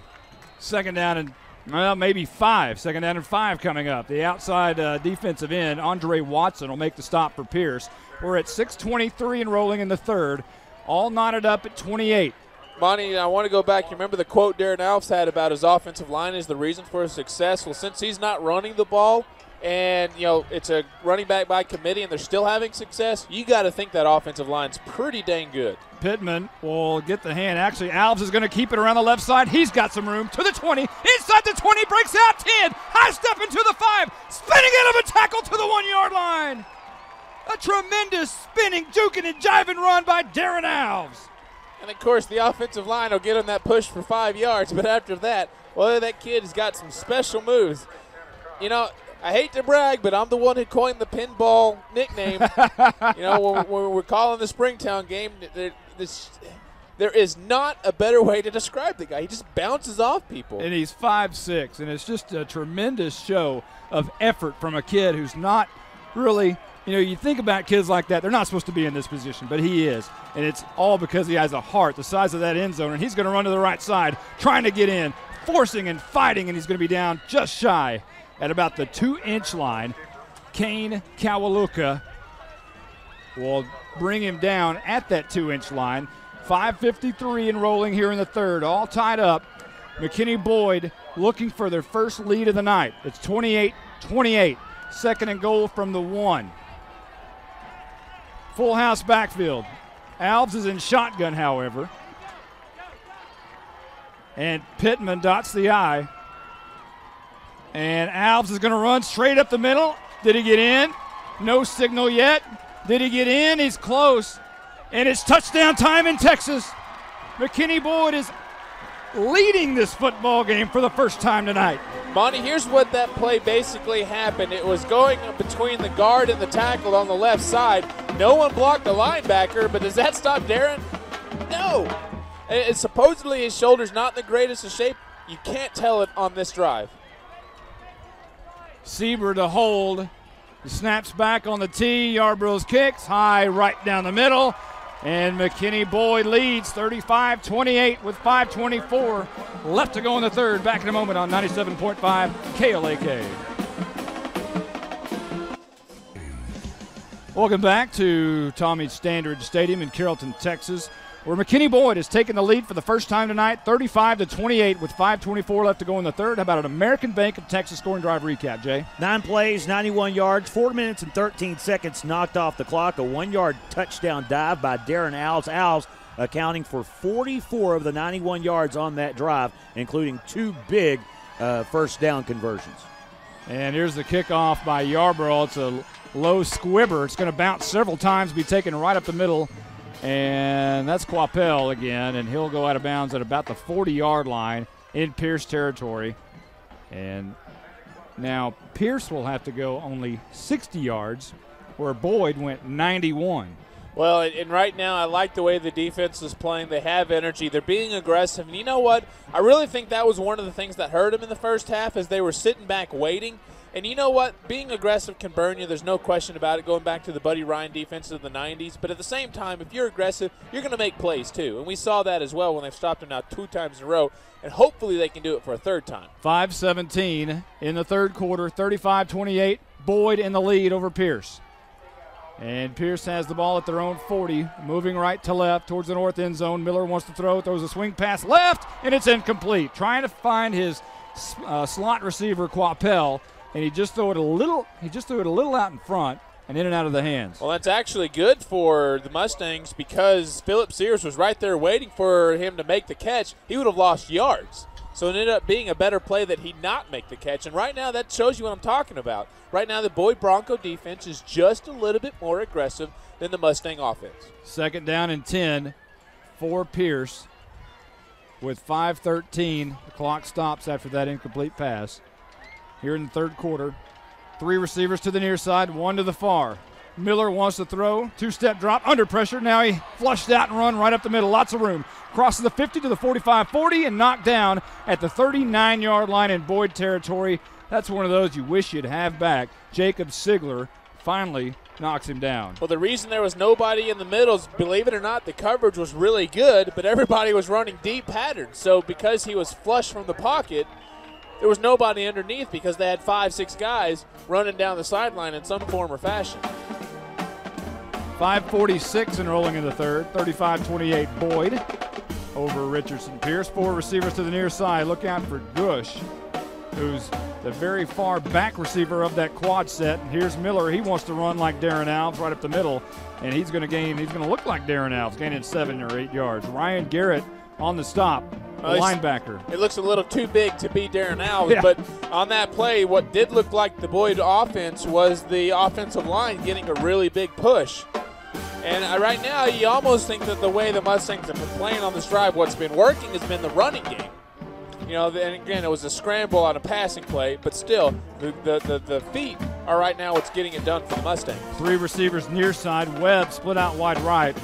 It's Deshaun Hughes split out wide left. Gush is in the slot, and they're going to hand off. Actually, Miller's going to keep it up the middle, and Miller has a first down and more to the 25, and that's where Boyd will start pushing him back. He'll make it up to the 24. Miller Burns, the first one there to make the stop, but that'll move the sticks here with 3:55 in the third. Again, Boyd on top, 35-28. Yeah, and again, Miller Burns playing in place of Cameron Mazur is playing for Jamel Minor. You know, you almost think that Mazur might be able to make a little bit more better of a form tackle. You just hope that at some point he's making the play, that it doesn't come back to hurt you. Ball at the Boyd 24-yard line for Pearce. moving right to left. 3 receivers lined up in a row, right behind each other on the right side. And Miller throws that way, and he one-hops his receiver, which was standing at the very back of that tripod, and it was Gush who he underthrew. Well, I got to wonder what's going on with Miller. You know, we saw what he was doing the first part of the game. It was pinpoint accuracy. He was hitting everybody on target. Now he's short-hopping everybody. Well, it's second down. We'll check down with John Leidy right after this play here. It's second down and 10 from the 24-yard line of Boyd for Pearce. 2 receivers to either side, 1 man in the backfield, and a 2-step drop under pressure, and Miller goes down in the backfield. A sack for Reese Redmond. The nose guard comes up with a big sack. Let's talk down on the sidelines with John Leidy. John's down there. He's right in the middle of the McKinney Boyd Broncos. Go ahead and talk to us, John. And the track meet is on, ladies and gentlemen, as Boyd has actually pulled ahead here. Let's see if the defense can stop him right here. Back up to y'all. All right, John. Track meet is on. Check your defense at the door. All those cliches. 3:04 and rolling in the third. 35-28. Boyd in the lead over Pearce. 3 receivers to the right. Miller looks that way, throws that way, and it's a great catch almost, but Gush dropped it at the 15-yard line. He had to go down for it, and Miller is low again. Parker Bolinas in coverage, but that one was just a low throw. Well, yeah, and again, it goes back to what is going on with Mr. Miller. Oh, Miller right now, he struggled his last 3 passes, incomplete. Right now, though, 15 of 23, still 149 yards. Well, he was 12 out of 17 at the half. Yeah. And now 15 out of 23. 4th and 13 for Pearce. Well, how big would this be? Trailing by 7 with 2:51 left to go in the third. 3 receivers right side. Miller drops back, wants to throw, looking right, and now the play stops. There's a timeout by Pierce. Thought we got a delay game. Oh, it was a delay? No, it would have been had they not called the timeout. That's what I was thinking. I thought we had it. And you know what? That's a good timeout by Richardson Pearce. And we'll take one, too. 35-28, Boyd in the lead. 2:50 left to go in the third quarter. Back in a moment on 97.5 KLAK. Welcome back to Standard Stadium. Monty Walker along with Brandon Helms, Jay Lindley, John Leidy, and Rob Johnson. 4th and 13, Brandon. Yeah, right before the half or the commercial, I was saying that was a good timeout because at 4th and 18, that's a really tough one. Now it's just 4th and 13. Shotgun. Miller wants to throw on 4th and 13 across the middle, wide open, and a great play by Phillip Sears. It was Madison Quapel who made the catch, but Sears made sure and drug him down before the first down marker. Needed 13, only got 11, and you know what? It was going to be incumbent upon Phillip to make that play because if he doesn't, not only do they get the first down, the chances of a touchdown are fairly high. There wasn't a whole lot of blue out there. So now, Monty, that is 3 series in a row, 3 possessions that the McKinney Boyd Broncos have stopped the Pierce Mustangs. And I'm going to tell you right now, you got to feel good, especially if the offense can move the ball and score some points on this one here. Well, Alves will drop back and shotgun, moving left to right. 1st and 10, handoff up the middle, and that is Robinson again. Look out to the 30, cuts it inside, 35-40, cuts it back outside to the 50 and out of bounds, just past the midfield stripe. Another huge run by Joseph Robinson. Randall Rudolph pushes him out of bounds, but now Boyd already in Pierce territory. Now, Monty, what do you say about Coach Randy Robertson, his background as a defensive coordinator? You would think a defensive coordinator of all people would have the ability to make your defense tackle. I mean, this is simply arm tackling. And you have to give some credit to Joseph Robinson weaving in and out of traffic there as Schmidt comes in motion, and he'll get the hand running along the left side, and Schmidt can't get out of that traffic, and it'll be a 2 or 3 yard loss. Andre Watson, the right side defensive end, stepped out in front and made sure Schmidt didn't cut it back inside, and that'll be a loss. 2nd and 13 for McKinney Boyd with 2:15 left to go in the third, leading Pierce 35-28. So even that play was made by arm tackles. I mean, the good defenses do one thing uniformly, and that's make solid tackles. Alves, depending on others, as he will run this time. He'll run to the right side, coming near side, crosses the 50 up to the 45, stops, turns around, and is hit and popped at the 41-yard line. Several defenders there for Pierce, including Daniel Song, the senior strong safety. and it'll be close to a first down for McKinney Boyd. They'll probably want to measure this one. It's very, very close. Well, his shoulder may be nicked up, but his legs are fine right now, Monty. Well, and he's got that mentality of not a stereotypical quarterback. By the way, first down. He's got the mentality of, hey, you know what? You want to get my way? I'll just bowl you over. Well, they all have one thing we haven't mentioned tonight. They all have blonde hair. They have all dyed their hair tonight, much like McKinney North did 2 years ago in their first playoff game. There's one difference, though. That year, Sean Pratt dyed his hair. This year, Don Drake did not. And they're playing in the same stadium, so we got a lot of recurring themes. 1:32 in the third left here, and it's 35-28 Boyd. A.J. Jones gets a handoff, big hole up the middle to the 30, spins his way down to the 27-yard line. A.J. Jones on a big run. More arm tackles. Boyd had 11 first downs in the first half. Right now, setting at 20 first downs for the game, so already 9 second-half first downs for the Broncos. My goodness. Third quarter. My goodness. This offensive line for McKinney Boyd is just steamrolling over the defensive line of Pearce. Absolutely manhandling them. A 91-yard drive a moment ago, and this one's a big one too. Here's a handoff to the right side, and again, that's A.J. Jones to the 18 and down to the 15 and now down to the 13-yard line. Stayed in bounds. Clock will roll. 57 seconds. It'll start back up when they move the chains because it was a first down. Randall Rudolph makes a stop. And there's 57 seconds on the third quarter clock. 35-28. Boyd in the lead over Richardson Pearce. And if they win, they'll go to Tyler, Texas next week on Saturday. Yeah, and if they do it, it'll be on blocks like Grant Gibson there. He, in two ways, blocked the defender, once in the front and then just got in the way when he was trying to get the other way around him. Handoff, Robinson, left tackle, and a great play by the nose guard, Mick Sadowdy, for Richardson Pearce. He almost got the handoff himself. He was in the backfield so fast. Yeah, and he still got to the line of scrimmage. I mean, it just tells you how – I mean, I don't want to sound like I'm harping on it, but my gosh, they're not good at tackling. Well, you'd like to be able to time this just perfect and score right at the 0 mark. Then you'd get the wind at your back for the fourth quarter. Going into the wind here, it doesn't matter if you're on the ground, and Alves runs it on the ground to the 10, down to the 5, into the end zone. It's touchdown time in Texas once again for Darren Alves, and again he runs out the clock of a quarter. Unbelievable block by Jeff Fuller to spring him in, and McKinney Boyd extends their lead. Now, yeah, you talk about the Jeff Fuller block. Remember at a point in the first half where I said both teams are blocking really well. One of the reasons the Broncos have stopped 3 consecutive possessions by the Mustangs, they're not blocking as well. Meanwhile, Boyd is continuing to do it just as good. On the tee, the kick is up. The kick splits the uprights and good. 42-28, Boyd in the lead. That's the end of the third quarter. Back in a moment on 97.5 KLAK. You get the theme. Pinball wizard, Darren Alves, every time he scores. Well, the funny thing, think how many more touchdowns we're going to call over the next 2 years after this. How many times that song is likely to be played? Unbelievable. It's 42-28. Boyd in the lead over Pearce here at Carrollton Standard Stadium. And Travis Yarborough's kick's going to be high and deep and taken at the 6-yard line.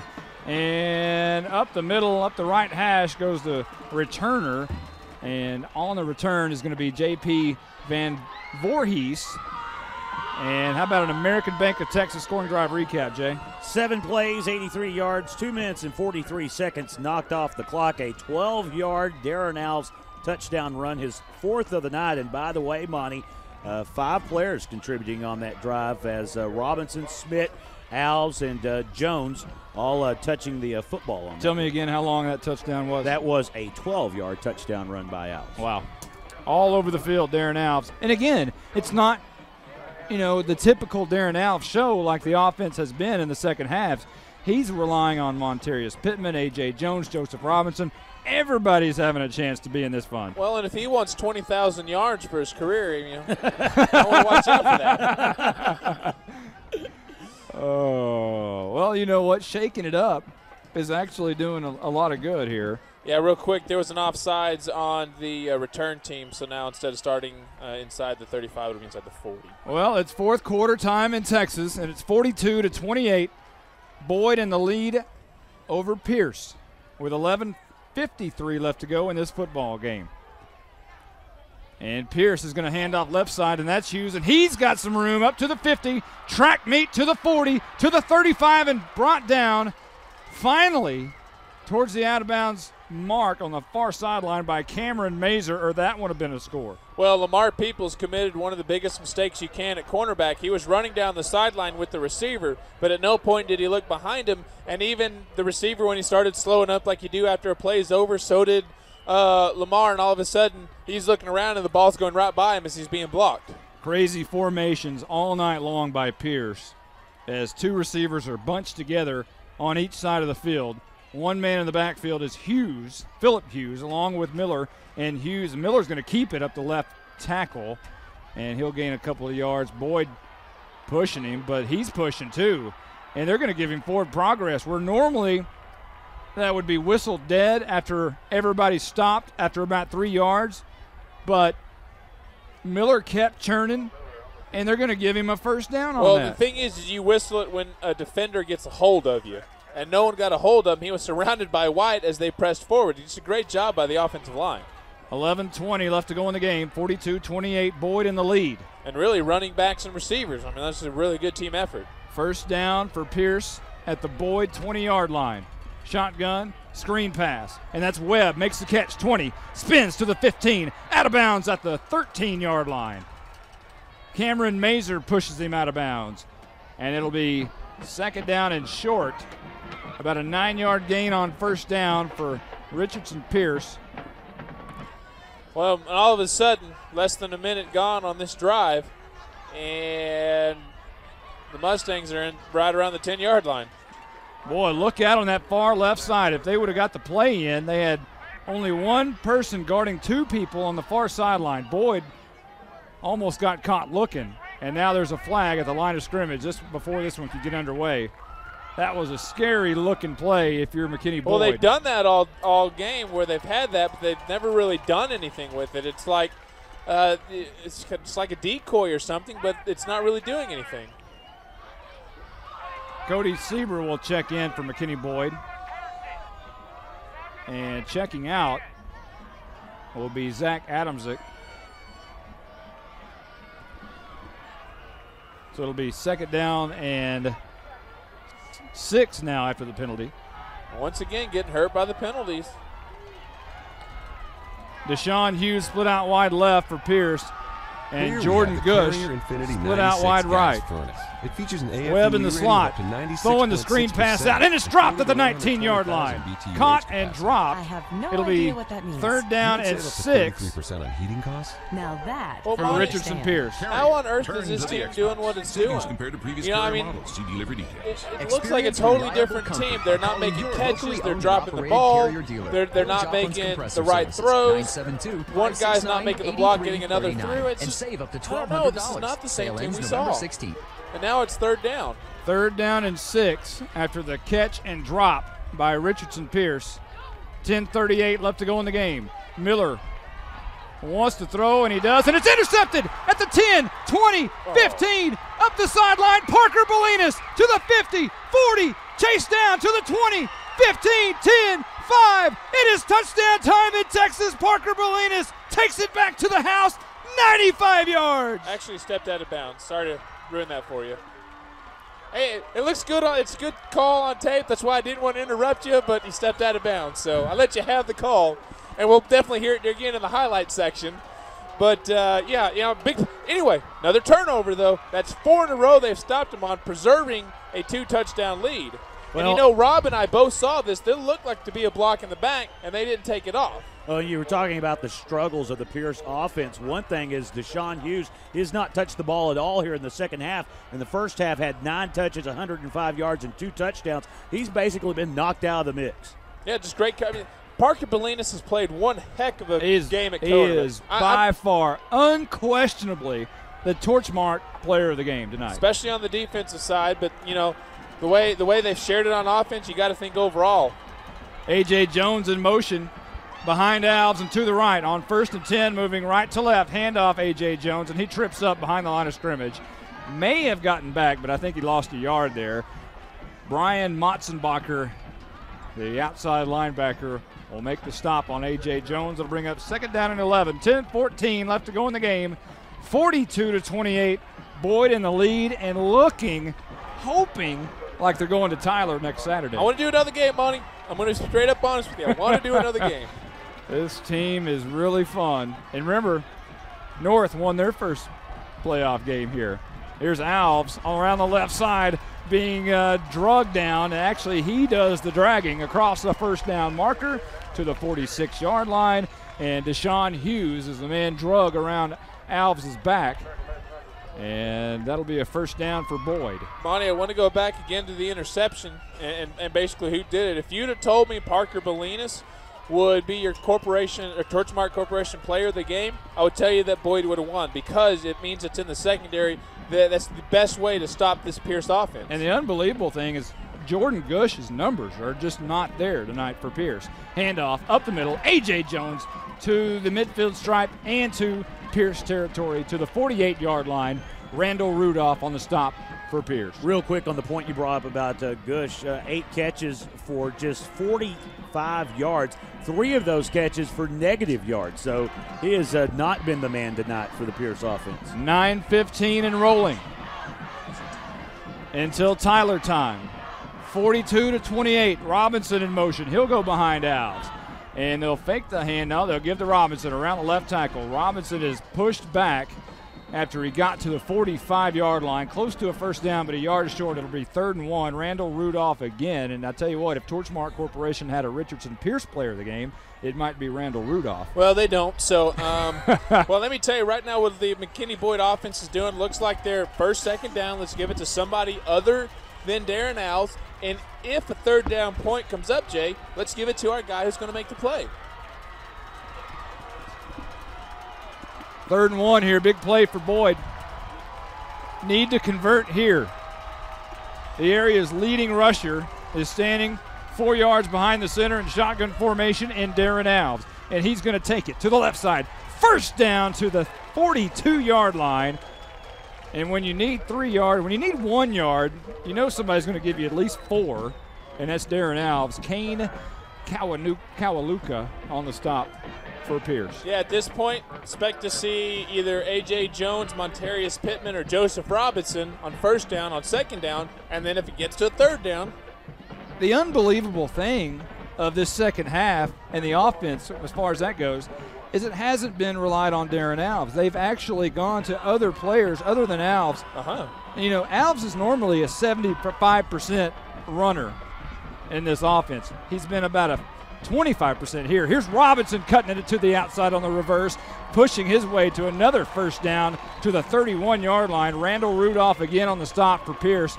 And Boyd they're looking like they're just taking control of this football game. Well, and Robinson now over 100 yards rushing. He becomes the 3rd Bronco to do that. You got Alves with 213, Robinson with 103, and Pittman with 118. Wow. And then on top of that, the defense is pitching a shutout here in the second half. Wow. What did Don Drake tell them at half? The defense.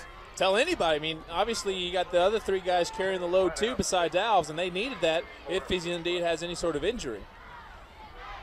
Well, in motion, that's Pittman getting the carry this time, and he'll go up the middle for 3 or 4 yards inside the 30 to the 28-yard line. And Tyler Barrett, the sophomore linebacker, will get his name called for the first time tonight. 7:04 left to go in the game before it's Tyler time, maybe. 42-28.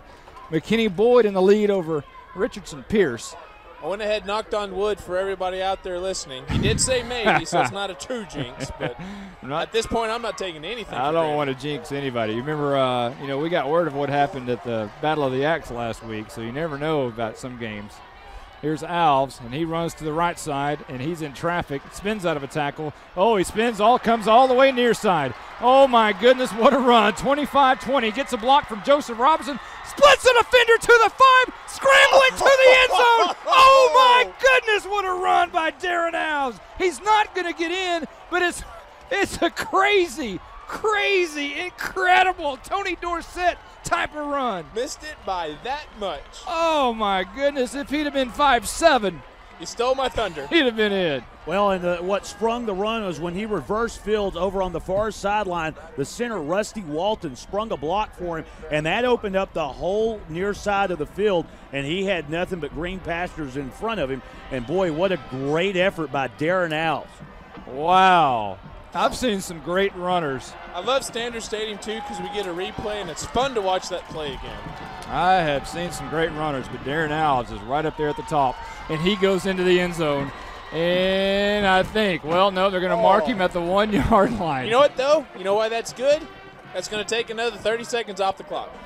5:48 and rolling here in the fourth. 42-28, Boyd in the lead and looking for more.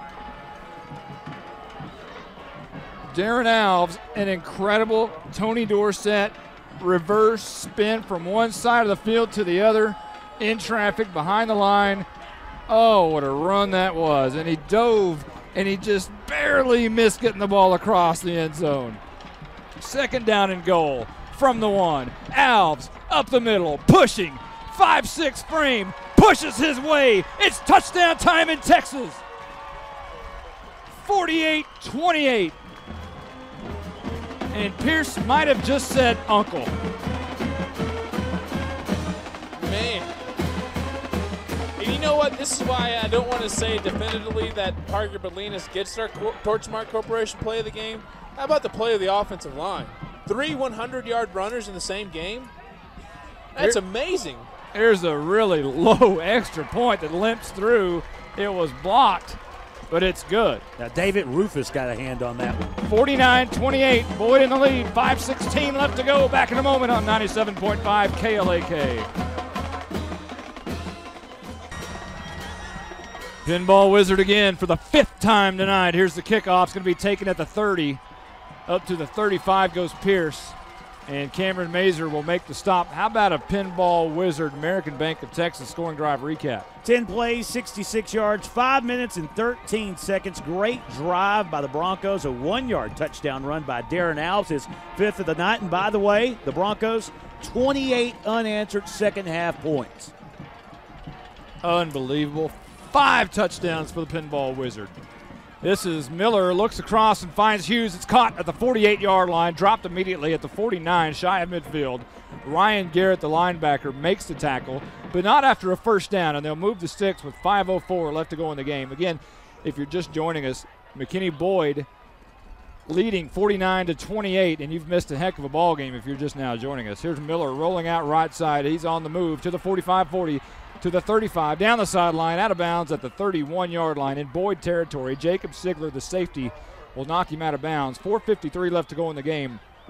Boyd and Pearce, check your defenses at the gate because both of them went back and forth the entire first half. It was 28-21 Pearce at the half, and Boyd has controlled and dominated this game the entire second half. Yeah, and it's time to rein in this enthusiasm a bit. This is still a high-powered Mustang offense, and 5 minutes is a lot of time for them. You like your chances, but it's not a done deal. Miller, the swing pass out, and it's caught by Hughes to the 25 and out of bounds at the 21-yard line. Lamar Peoples pushes him out. Yeah, see, in a span here of about 30 seconds, they've gone 50 yards. You know, so yeah, they have a they have the number 1 ranked offense in the area. And there's a reason for that. Yep, they can move the football. 4:47 left to go in the game, and they're Pearce is trailing by 21, so they need 3 quick strikes here. And they can do it. And they're pretty close to striking here, 21 yards away. Here's Miller throwing across the middle, and he throws incomplete right across the middle for Deshaun Hughes, and Hughes can't haul it in, and that'll bring up 3rd down and about 1, maybe even less than a yard here. And you still got to wonder what's going on with our all-star quarterback, Mr. Miller right there, not finding and not throwing the way he was in the first half. And maybe he's pressured. I don't know if that's it or not. I can't tell you. But something's different. 2 receivers to either side, all bunched together. Handoff up the middle, and that's Phillip Hughes. And Hughes is going to have the first down by several yards there. Miller Burns makes the stop. They'll move the sticks here. 4:36 and rolling. Once they move the sticks, they'll start them back up. 49-28, McKinney Boyd leading Pearce.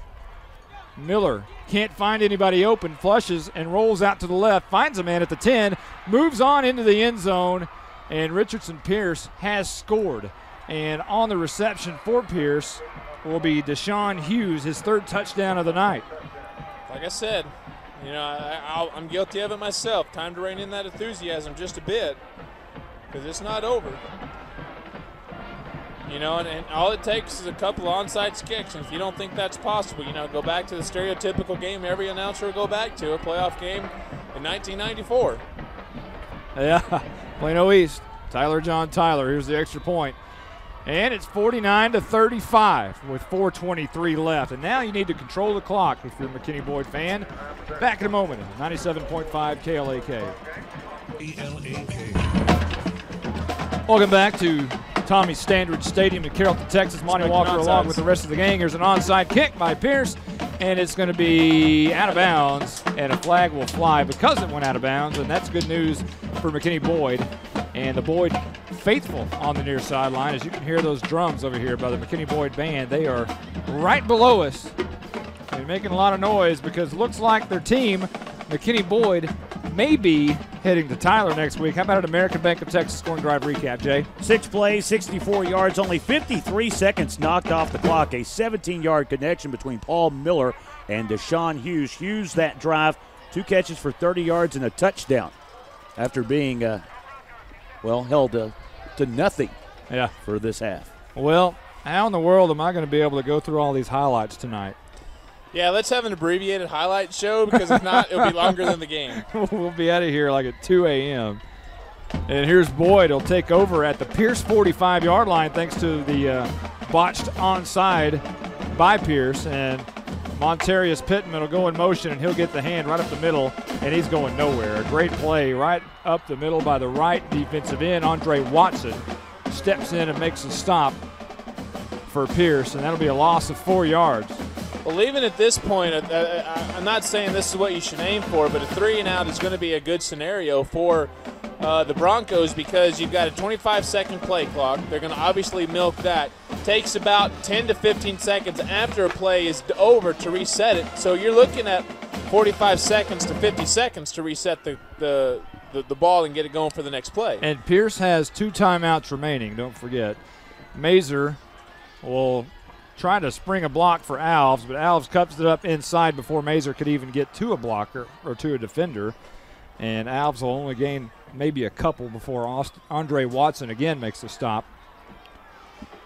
And see, to further illustrate that point, that play finished at 3:37, and at 3:23, that's when the play clock started. So you had 15 seconds before the play clock's even going.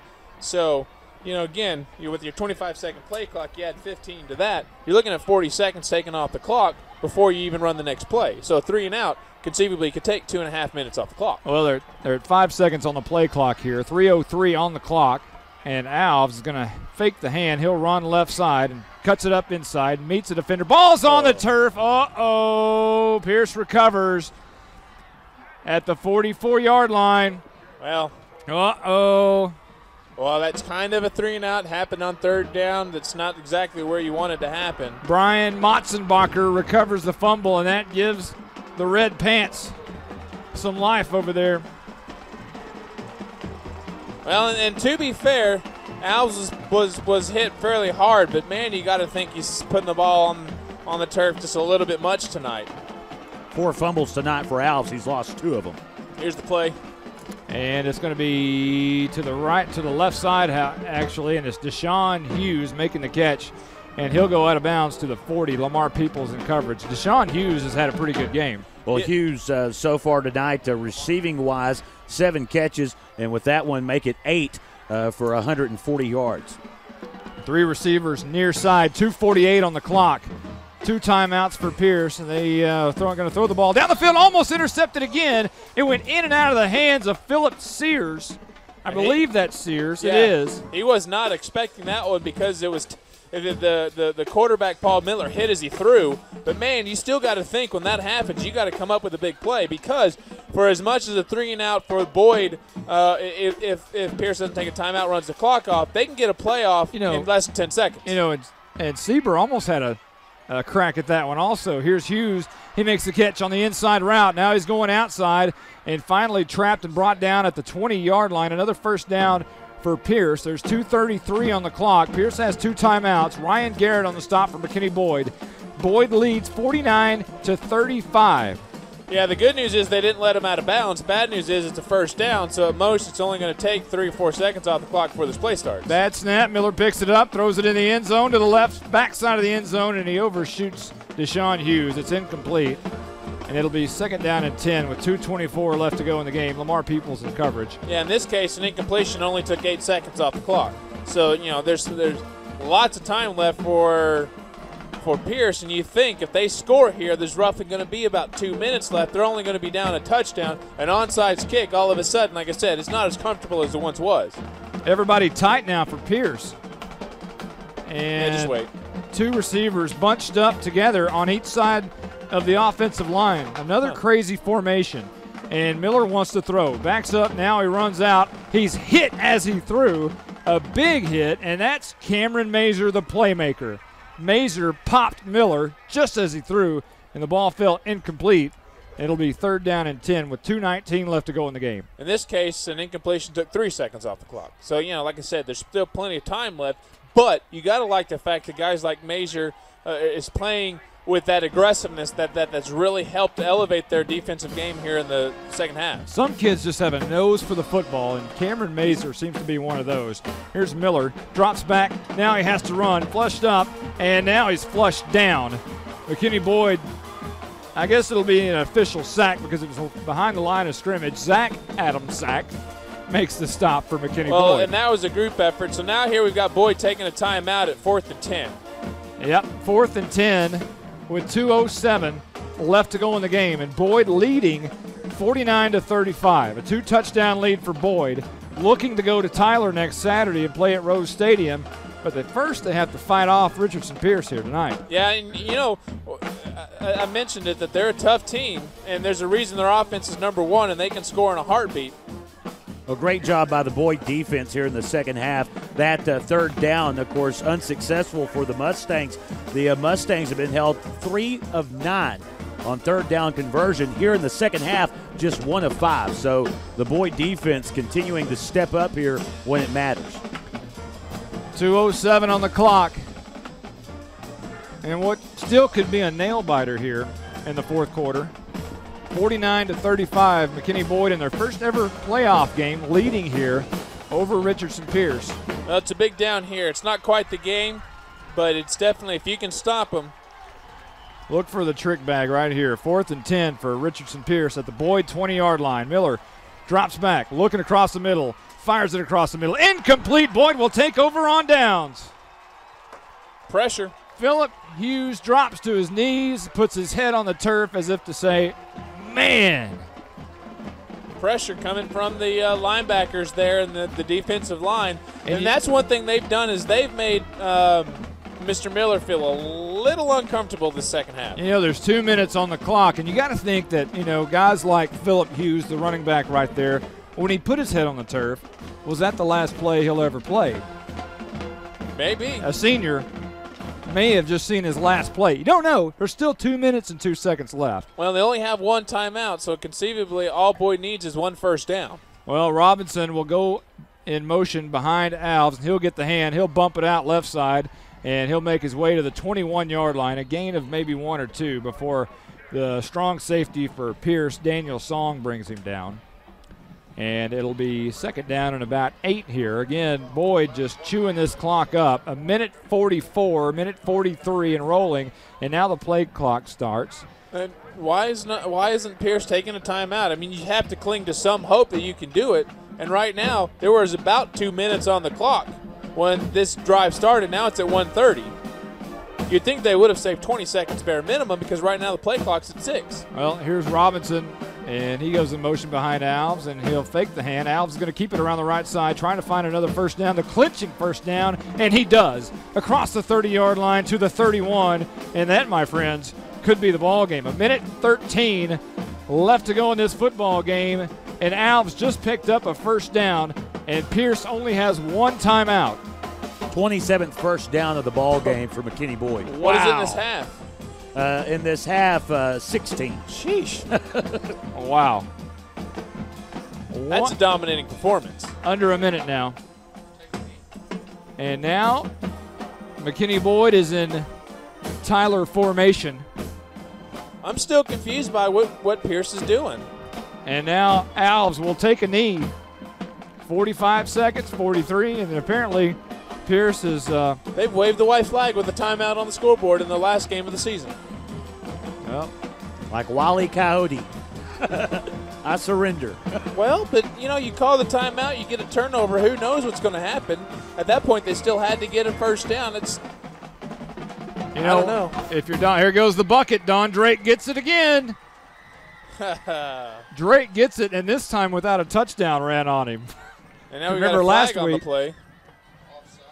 If you'll remember last week, Drake had the bucket, and the Colony scored a touchdown on that very play. This time, very different, but again, a penalty. It's a false start on Boyd, which is curious. There's 15 seconds left. How do you get a false start when you're in Tyler formation, which is take a knee formation? We called it victory formation in our high school. Well, there's 15 seconds on the clock. Alves gets it, takes a knee. That should be it, unless they call a timeout. 9, 8, 7, 6. McKinney, your Boyd Broncos are by-district champions. Unbelievable. We're off to Tyler. From 0-10 to watch us win. McKinney Boyd advances to Tyler, Texas next Saturday night. We're going to come back and have some interviews, especially with our Torchmark Corporation player of the game, Parker Bolinas, had an incredible game on defense. And, their big play wide receiver over there, Jordan Gush, was a non-factor tonight. And he lined up man-on-man with Parker Bolinas. And Bolinas is the Torchmark Corporation player of the game because he shut down the area's leading wide receiver. 49-35, McKinney Boyd wins tonight over Richardson Pearce and advances. We'll be back in a moment on 97.5 KLAK. Welcome back to a very, very happy Standard Stadium for McKinney Boyd anyway. 49-35, they advance tonight in their very first playoff game ever. The blonde hair works for Boyd. They all dye their hair blonde, and they all pretty much stayed focused apparently because they strap it on and take it to Richardson Pearce tonight. 49-35, and what an elated bunch of guys down there on that sideline. And they're about to present the by-district trophy to McKinney Boyd, I believe. I think head coach Don Drake is giving a little speech to him right now, however. Meantime, who would we have next week, Monty? Well, we'll have the winner of Texarkana, Texas High, and Marshall, and that game will be played tomorrow at Tyler Rose Stadium, and I believe that was a 2 o'clock kickoff tomorrow at Tyler Rose. Now, Texarkana, Texas High is 6-3-1, and Marshall is 6-4. I'm going to give this to Coach Drake as far as being by-district champions of Division 4A and Region 2, but I'm sure this is just the first of a couple of things.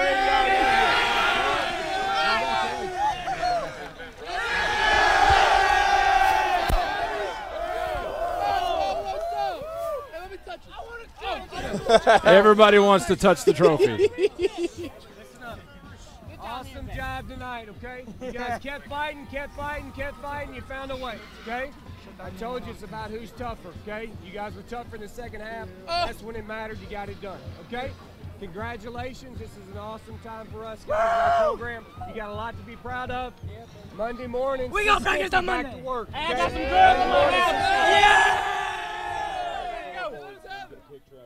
Oh, what a happy bunch of guys down there. MTH on 3. 1, 2, 3. MTH! What a happy bunch of guys. We're going to try to – Parker Bolinas is taking off guys, sprinting. this may be a little while before I can get with some players. I'm going to see if I can grab Coach Drake before they go down here. They're actually going down to the scoreboard to take a picture with their trophy that they won tonight. All right. Well, we'll let them have their fun. We'll keep you posted up here. No, this is business. We got to do it now. we'll let them have their fun for a little bit. I tell you what. Well, it's fun for us too. Let's face it. Why don't we go ahead and start our post-game show? We'll take a timeout. We'll be back in a moment, and then we'll try to round up John Leidy and try to get some interviews with Parker Bolinas and guys. Back in a moment. Boyd wins 49-35 on 97.5 KLAK. Welcome back to a very, very happy Tommy Standridge Stadium in Carrollton, Texas, where John Leidy is down on the field with head coach Don Drake. Okay, I'm down here with Coach Drake. Congratulations tonight, Coach. Thank you very much. Can you elaborate on your offense tonight? Just a great running the game. Yeah, I thought we did a great job running the football. You know, I felt like coming into the ball game that we had to be able to do that. I thought that there would be some opportunities for us to be able to run the football, and I thought our kids did an outstanding job up front, and backs ran hard, and we took care of the football, which was very important, and found the end zone. Coach, how many bass have you had this year with tonight actually being the coldest of all probably? You know, I don't know. I hadn't counted them. I've had several, I can tell you that, but, you know, that's okay. I mean, when you're winning, that's all right. Coach, your players were joking with you that you're straight and to the point. Are you going to celebrate this one tonight more than 5 minutes? Oh, I imagine I'll celebrate a little longer than 5 minutes. Okay, thank you, Coach. Get back to work on Friday. Have a great week. maybe. And I'm also going to try to round up Parker Bolinas, A.J. Jones, Joseph Robinson, Montarius Pittman. I'll try to round up them real quick. All right. Actually, I've got Parker Bolinas right here, number 1. He had the game-changing moment with the interception there in the second half. You've been named the Torchmark Player of the Game. Congratulations. Thank you, sir. Appreciate it. And can you tell us about the play? Well, it was a big play. They're about to score. We're only up by 14. So we need a big turnover, and it just happened to be me that got it. So I'm just glad that we got it done, and we're on to the next round. Well, the defense was being tested all tonight. Was that what you expected heading in? We expected. We knew that Richardson Pearce had a great offense, and we knew if we wanted to beat them, we had to come out strong defensively. The first half, it wasn't lack of effort. They just kind of outplayed us. We didn't make the plays that we need to. Second half, we came out and we fixed everything. Well, congratulations on being Torchmark Player of the Week. Good luck next week. Thank you, sir. All right, thank you very much, John. As John's trying to round up a couple of other guys, we'll and I got to tell I'm actually trying to round up A.J. Jones as we speak. He actually, his brother Jamal Minor suffered an injury last week, and he wanted to actually, his brother's listening back at home, and he wanted to get a special message out to him, but I'm unable to locate him at the moment. There's a big crowd of players out here that are just still celebrating. And I was about to say, as a former sideline guy, I can tell you, after a playoff victory, that's really one of the hardest times to round up players because everybody wants to tell you congratulations. Yeah, and everybody, yeah, exactly right. Parents, I mean, there's a number of people down on the field right now talking to a lot of players. Well, and other parents want to tell you congratulations. You got aunts, uncles. I mean, there's literally 100 people down there right now. You know, and there's a lot of guys that had great games tonight. Justin Cordova being one of them. Played a whale of a game on that defensive front. Came up with a big sack to stop Pearce right before the half. And several, you know, Mazur's always around the football. Well, and how about the offensive line of William Smalley, Michael Tharby, Rusty Walton, Brent Liggins, and Brent White? Yes, sir. It seems like we meet right here with number 19, Darian the Pinball Alves. You had 5 touchdowns tonight just bouncing off. And then when it seemed like Richardson Pearce had you pinned, you reversed it and ran it back for almost a touchdown there. Yeah, I mean, we were running the sweep, and I mean, they kind of closed it off, and I cut back, and our offensive line and running backs did a great job hitting those blocks, so I sprung free. Can you tell our listeners out there what it feels like to be the pinball? I like being the pinball. It's fun sometimes. I'm sorry, I correct that. Pinball wizard. I don't know about all that. It's cool. They seem to just bounce off players tonight and continue. One thing I want to call you the Timex watch. You take a lick and you keep on ticking. I understand that you did injure your shoulder tonight. Can you go into any detail on that, or is that kind of kept secret right now? It's kept secret a little bit. I'll just say I bruised it. So. Okay. Well, congratulations on the win tonight. Look forward to seeing you next week. Thank you. All right. I've also got Joseph Robinson down here, one of the 3 leading rushers tonight for the Boyd Broncos. Can you detail us in a little bit of that offense?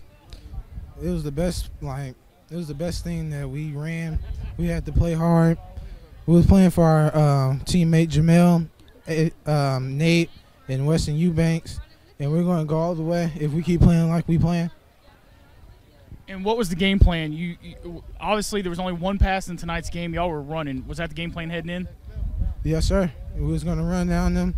There wasn't that fast, so we just keep running and running and running, and that was the outcome of us running.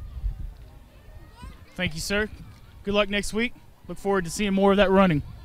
All right, thanks a lot. John Leidy down on the sidelines. Another great job of interviews from. I'm still looking for. That's A.J. Jones. Oh, and John, he's still looking for he didn't want you A.J. to cut him off. Hey, A.J. Jones is elusive on the field, even after the field in the postgame. So we'll try to check it back down with John Leidy on A.J. Jones. In the meantime, we're going to take a timeout. 49-35, McKinney Boyd wins tonight over Richardson Pearce at Tommy Standridge Stadium here in Carrollton, Texas. You're listening to 97.5 KLAK.